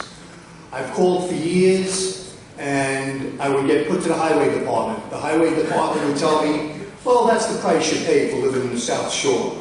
Then they say, call engineering. I call engineering. Engineering says, well, it's really not sewer water, it's salt water.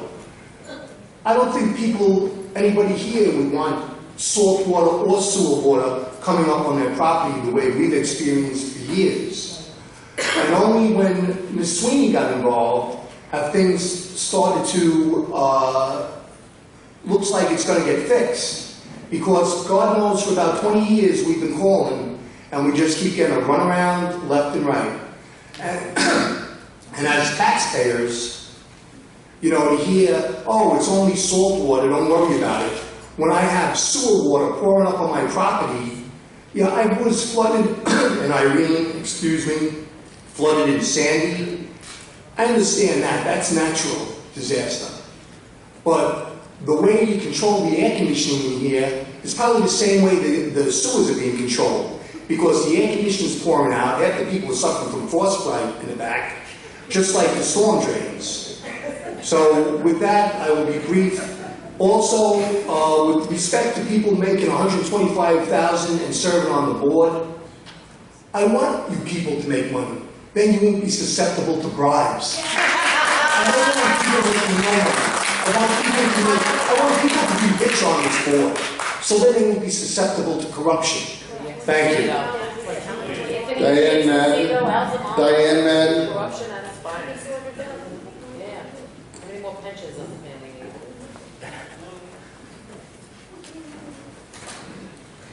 Mr. Brown, I believe no dogs have been returned from Kim Strong. That's a blatant lie. As far as the Inspector General, I and many people in the community support Councilman Blakeman and Councilwoman Sweeney. My question is, and my recommendation is also that they work be retroactive, not just moving forward, because what happened today is an abomination to animals and to taxpayers. You have illegal contracts that have passed regarding the animal shelter. You have an alleged behaviorist that's a union secretary and treasurer who I'm looking at bills and is billing the town $2,500 a week, $30,000 a week, and tardy on her work record. She has no ability to do the work that's necessary to be done, and these animals, again, are still languishing. While you passed this contract to hire someone, the budget was budgeted for $80,000, you approved $109,000. She had no credentials. You turned down a qualified behaviorist that had every credential that was overqualified. She asked for $40 an hour, but your expert appointed people, Santino, who were your sidekicks really, on this interview committee, approved someone that's not qualified for $60 an hour, and now everyone is suffering, no one more than the animals. There is an organization, Rebound Hounds, that since February of 2016 has been trying to obtain a partnership agreement. They've called Pastore, they've called Emily Tannen. They can't even get to apply to help animals because more discrimination is being taking place there. There's a pit bull, Prince, that has been sitting in a shelter 2 years, that was finally adopted. Your volunteer, John Esposito, once again interfered with that adoption. The dog ended up being returned. The owner, the person that was interested tried for 2 months to adopt this pit bull. There are thousands and thousands of pit bulls. He tried for 2 months. He was told by your alleged or imposter behaviorist that they could not get the dog back because the landlord made some defamatory remarks on Facebook. So now we have a behaviorist that we're paying $109,000 a year that is also interfering with getting these animals out. The landfill issue, Mr. Ra, it's been a month now. You said that HSUS, Humane Society of the United States, would come on property. What took 1 month for them to even get there? And are you allowing their representatives to accompany Mr. Brian Shapiro? I believe it was Mr. Shapiro's schedule that we're accommodating for him to come down tomorrow. And second of all, if someone wants to come, let us know and we will ask Mr. Shapiro. I'm letting you know now. Are the representatives for Humane Society, there are district representatives for the Humane Society, are they permitted to accompany him? Do they have names? Yes, they have names. If you want to give me the names, I'll give them to Mr. Shapiro and I'll ask him. He's coming down at our request. We asked him to come and look because you have raised the issue and we want him to come and see. So give me the names and I'll see what it says. That would be 2 people that you're very familiar with, Priscilla, who spoke at this meeting, as well as Joanne Ricard. So let's hope that takes place. And also, you seem very accommodating to Mr. Shapiro. I hope that you will be as accommodating to any recommendations he makes moving forward for the cats there and what is going to happen with them long term. Because as you know, the public has no confidence in what has taken place there. We are going to work together with the Humane Society. As far as the Forever Home Rehab Center, a reporter has been trying to reach someone to speak to. She's doing an extensive story on why the town of Hempstead, in spite of the fact that I spoke last November of 2016, that the center had state violations. It had been closed for cruelty. Why, in a $5 million shelter, you would allow dogs to be sent out of state into a gassing state with violations, how that money was raised. She's trying to get an answer. It's interesting that you are handing out press releases to Newsday left and right, yet we have a reporter that actually contacted Melissa Fogarty, who was the daughter of Marino's friends in the water department, who's now a supervisor, not qualified to be a supervisor, said, how did you even find me or get in touch with me? Why is it that you are not speaking to these reporters? And how many of those dogs have been returned? Thank you very much. Lucille DeFina? No comment? Lucille DeFina is not here. Rich Sherr?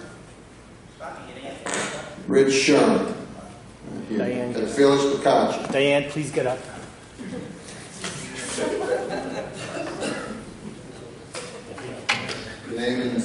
Your name and address for the record, Mr. Piccacci. And the audio record. Felix Piccacci, 1165 Bond Street, Franklin Square, New York. I want to address a few things Mr. Ross said to really demonstrate irrefutably that he is a liar. The BCA is not disconnected from the town board. Peter Sullivan is currently representing both of them, and you made up the windows and restaurants law from the BZA, and the BZA communicated to the town board, and that's how the whole thing happened between 2011 and 2016. So the notion that, you just lied to those people from Merrick, that there's no connection, and Kate Murray was able to get Gary Hughes, Angie Cullen, and herself at a BZA meeting to go before everybody else spoke, to have preference over the rest of the slobs who have to take the day off from work. They're getting paid, and they have preference to not have to sit through the whole meeting. So the idea that you're disconnected, maybe in theory you're supposed to be, but the reality is you're not. And you should have explained that to the Merrick people, that you're a liar, and that's why I'm saying this. So you could be at least truthful about being a liar. Okay, Mr. Rock? One day you'll explain to us why windows in restaurants is going to save this town. Because you haven't explained it before the lawsuit, and you haven't explained it since the lawsuit. Maybe one day you'll explain it. But that shows the connection between the town board and the BZA. And as far as the dog, once again, I don't know anything about it. You didn't consult anybody when you changed the law. You talked to AKA to the one entity, and that's it. Why didn't you consult with the people who use their own time, who earn no money doing this, and what their thoughts were? You didn't think of doing that because you had an agenda, and we don't count here. As far as you're concerned, as far as you guys are concerned, we don't count. You make the laws in abstraction, just like you did the Lido Beach law, which is a short-term rental law. You meet with one freaking community. I got a letter from Michael Deary. 1,500 households were notified the day after the July 11th hearing regarding the short-term rental ban. And Michael Deary, I only foiled that number and nothing else, but he was nice enough to add something I didn't ask for, that there'll be another mailing to 245,000 households to notify those people. Why 1,500 initially personal letters you sent out? Personal letters that cost premium costs. Because you're making a law for one community, you didn't engage the rest of the community. Forget about whether you agree or disagree with short-term rental ban. That's not the issue. Is your process. Your process is corrupt. The process is corrupt. Forget about whether, even if I agree with your law, the process is corrupt. Because you talk to one community, a bunch of people from Lido Beach, and you make a law that's implied to the whole town. And that's not fair. As for your ethics legislation, there's a lot to be desired there. You have no public participation whatsoever in the ethics legislation. When I made an ethics complaint, your ethics board lied to me. Phil Marino, John Ryan, Charles O'Hine, they lied to me. They told me that New York State does not empower them to respond to a citizen complaint. Well, I looked up New York State ethics law, which your law is based on. It says nothing like that. He didn't want to answer it because he would have to say that Kate Murray is allowed to use the animal shelter as a prop for her DA campaign. And he couldn't say that, and he couldn't say that I was wrong because he knew I was right. And he wasn't good about, those appointed people were not about to tell Kate Murray that she had an ethics violation against her. And nobody here, who I think most of you guys were here back in 2015 when it happened, none of you said nothing. You know? Using transparency. There's no transparency. The advisory opinions that are called for in your ethics legislation, why aren't they mandated to be published? And most importantly, there's no punishment. If you guys violate ethics and the ethics board says something, if they decide not to do anything because they're all appointed positions, there's no punishment. We have to file an Article 78. I got to either fine $5,000 for a lawyer or do it myself. So you guys are scot-free. Why not you guys file an Article 78 if we violate one of your building codes? That's not the way it works. We get an appearance ticket, we got to show up with a lawyer at court. That's the way it works for us. Why not the same thing? When you get a violation, you got to show up and pay a $350 fine with your attorney. Huh? Why not do that? But there's a lot more, and I got 10 seconds left, so I won't say anything. We'll say it next time. Sue Muller.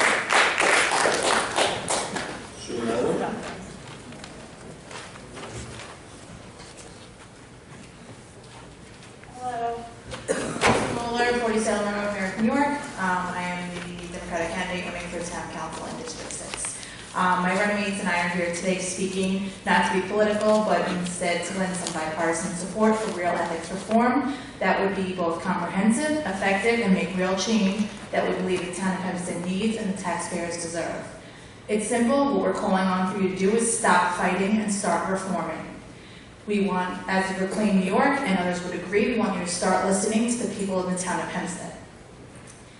How you do that is by holding an evening meeting that is dedicated to the ethics reform, a meeting that listens to what the residents of Hempstead want to see and invites real and independent experts in the field to also weigh in. We support Councilman King Sweeney's call for an emergency meeting to pass ethics reform and the need for an independent inspector general.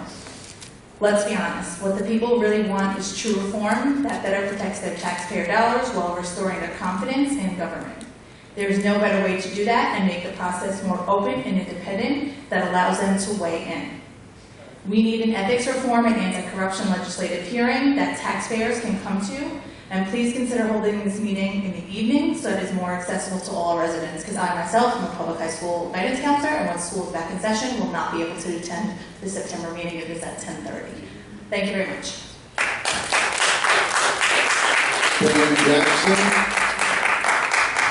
Ben Jackson. Sylvia Cabana.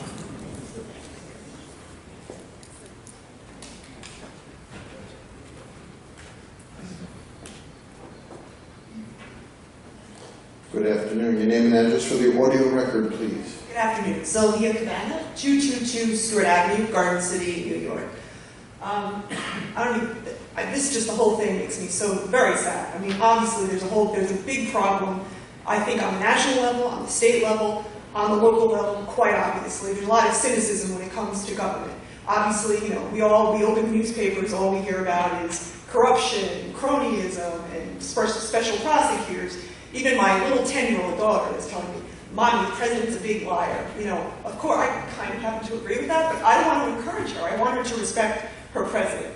The way that when I was her age, basically at school we said, pledge allegiance to the flag and to Ronald Reagan. It didn't matter what party he was, but we were taught, you love your president. In any event, it's quite obvious that the people here are very upset. They don't trust the government. And it's sad. And I believe Supervisor Santino, you deserve respect, but the people deserve respect too.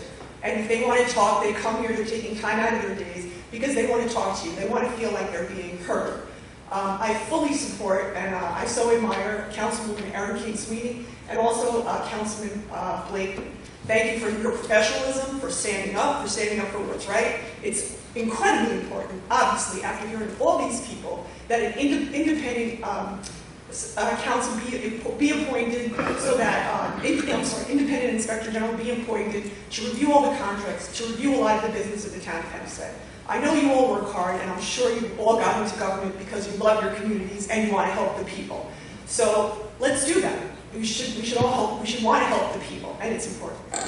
Thank you. Ms. Cabana, in the interest of transparency, are you a candidate for public office? Yes, Mr. Santino, I am. I'm a candidate for town clerk. Very good. Thank you so much. Thank you. That's it.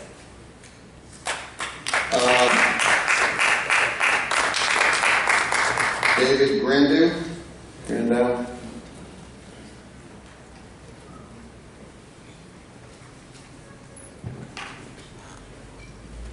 Thank you. David Grandow. I live at 12 Valleywood Drive, Niskayuna, New York. I appreciate you giving me the opportunity. I'd like to think of myself as that ethics expert the person was just talking about. I've done it for 20 years at both the local and state level, privately and in government. I'll give you a little bit of my background. I was the city manager of Troy, New York. I sat where you all are sitting. I've suffered through meetings just like this many times. Mr. Santino, am I boring you? Okay, I just want to have your attention because... You have my full attention. Couldn't tell because you were not looking at me. And Ms. Meredith, yes. She made an excellent point, and it actually goes to the theme of what I'd like to talk to you about. You should look people in the eye. And it is about the people. No, I can review notes and listen to you intently at the same time. It is about the people. When you're talking about ethics, I was going to give you a little bit of my background. I'm going to do that now. As I said, I ran a city for a year. I was the head of the New York State Ethics Agency. I've dozen years. I was the person that investigated Donald Trump, Joe Bruno, Sheldon Silver, Elliot Spitzer. I think that's a pretty good list of my bona fides that I know what I'm talking about and I know how to do the job. And what I found, and after Mr. Silver, Mr. Bruno, and Mr. Spitzer decided to abolish my agency, and Aaron, that's what you're looking, that's what's going to happen to you in one form or another, and that's what this is about. When you speak truth to power, when you finally get powerful people to look at you and they don't like what they're hearing, they do whatever they can to get you out of that seat. Right? Because it's not about that ethics law that they're talking about passing. I read it. I mean, you guys have had an ethics law, am I right, Mr. Rod? And by the way, to the gentleman that said, Mr. Rod, didn't return your phone call, I've had that same experience with Mr. Rod. I tried calling him several weeks ago to talk about the Inspector General proposal. Never got the courtesy of a return call. I am still willing to talk to you about it because it's vitally important to what you will be doing here, and vitally important to your public hearing, by the way, in a month if you decide to go forward with that. But back to my point. Your ethics law, you had one, right? You have one now. Yes. Right? You do. There's one that's in existence. Yes, we did. And do people investigate things under that? No. My point exactly. You can pass a new ethics proposal, Mr. Santino, and maybe it'll look good in your mind politically. Maybe you think you'll benefit somehow by passing ethics reform. As I said, I've watched this for 20 some odd years.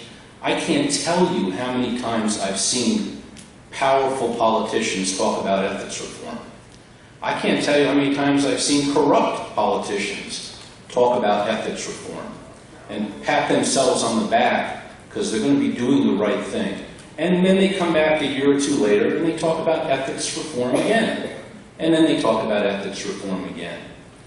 They never even understand what ethics means. I doubt you do, quite frankly, having watched your performance here today. But let me assure you, ethics is not about what you pass, what legislation you write, what codes you draft. Although I'm more than happy to help you do that. This is pretty much just a copy of the Public Officers Law. And I can assure you that hasn't worked at the state level. I bring complaints all the time on behalf of clients. Ethics is about the people. Right? You don't need a set of rules, Mr. Santino, to know what's right and wrong. You just have to do what's right and wrong.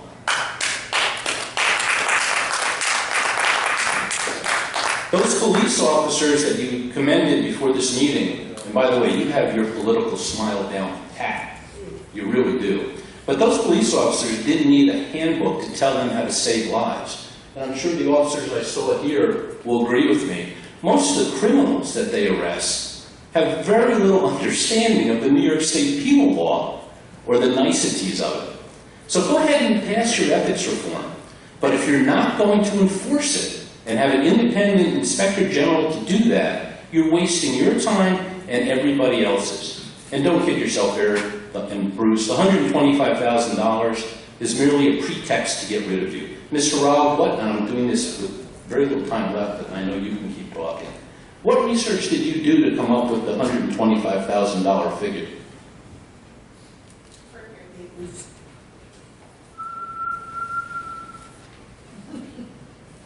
It was thought to be a reasonable number when combined with the councilman's salary, councilperson's salary. Based upon what research? What metrics? Thank you very much, I'm going to Mr. keep Grant. talking until one of the cops drags me out anyway, so. Mr. Grant, we're not going to do any kind of... What metrics did you use, Mr. Rob? Dominica Califano was the next speaker. What metrics did you use, Mr. Stantino? Because it's obviously you're the one that told him to use that number. Then the meeting is concluded. Thank you very much. We're not going to have the show. Oh, you had the show already, Mr. Stantino. You just weren't sorry. Thank you, Councilman. Domenica's here. Right here. Right here. Right here.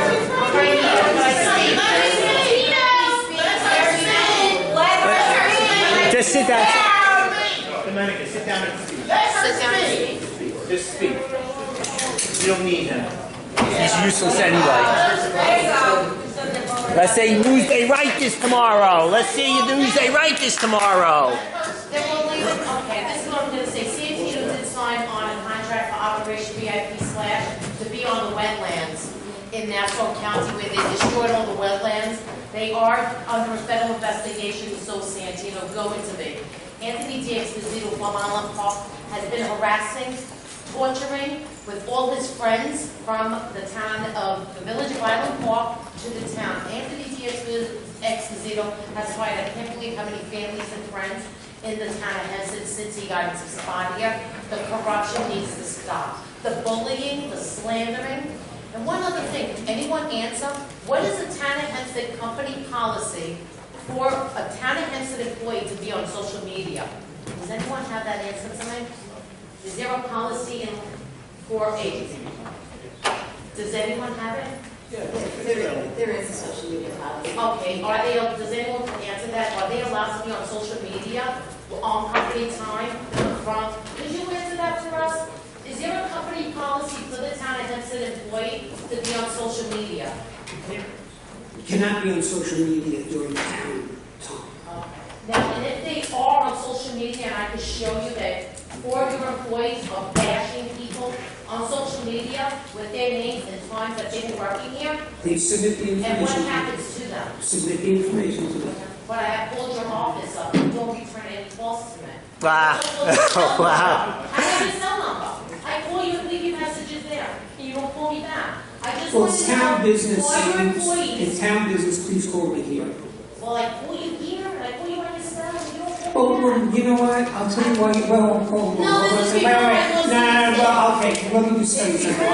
You submit whatever you have to me in writing. I'm not going to talk to you. I'm not going to return your phone calls. You're a litigant. And so I'll be glad to speak to your attorney. For abuse, for vandalizing my property, and their employees, these are all Anthony Santino's friends from Island Park, because they want to shut me down, and I will not shut down. I have scars on my face from your employees, okay? Property of mine being damaged, when does it stop? I would be So glad now to you're speak to your saying that attorney. you can't talk to me now. Your town of Hempstead employees are on Facebook time, okay? Submit it to me. I didn't tell you not to submit it to me, And but it's on town of Hempstead, it says Hempstead where they're from. And Gary Gordon is Carol Stein on Facebook, trashing everyone on company time, on your town of Hempstead computers. This is all Anthony D'Esposito from Island Park. And he's still driving the fire truck of Island Park around, the fire chief. He's no longer a fire chief of the fire department. He still drives around on taxpayers' money. When does this corruption stop in Nassau County? And executive, from Al D'Amato down, we need to stop it. And Mrs. Weeding, you're amazing, and so are you that you're standing up. I'm not sure how much longer you will be here, just like me was, but I'm still fighting for it. And the police department protects them 150%. Matt Passio's family that works for D'Esposito's office, his family on Cleveland Road are doing such bad things in that neighborhood, torturing people there, and they do nothing about it. They will just stand here and watch everything. It's disgusting. From Al D'Amato's Boys Club, from Island Park, now they put Anthony D'Esposito in, and Mr. Santino does nothing about it. So could you someone give me the laws on the, because he won't talk, it's copies, because I've been asking for over 2 weeks. Yeah, Alex, I can get it. Please, because then I want to see what they're going to do, because I will give you all the media. I will give you all the facts, because I know they won't do nothing to their employees because of their political connection with the Boys Club. Thanks. Anyone else not get a chance to speak? Thank you. Joe Rod, you don't call me back and I'm not a litigant. You see what I'm saying? They only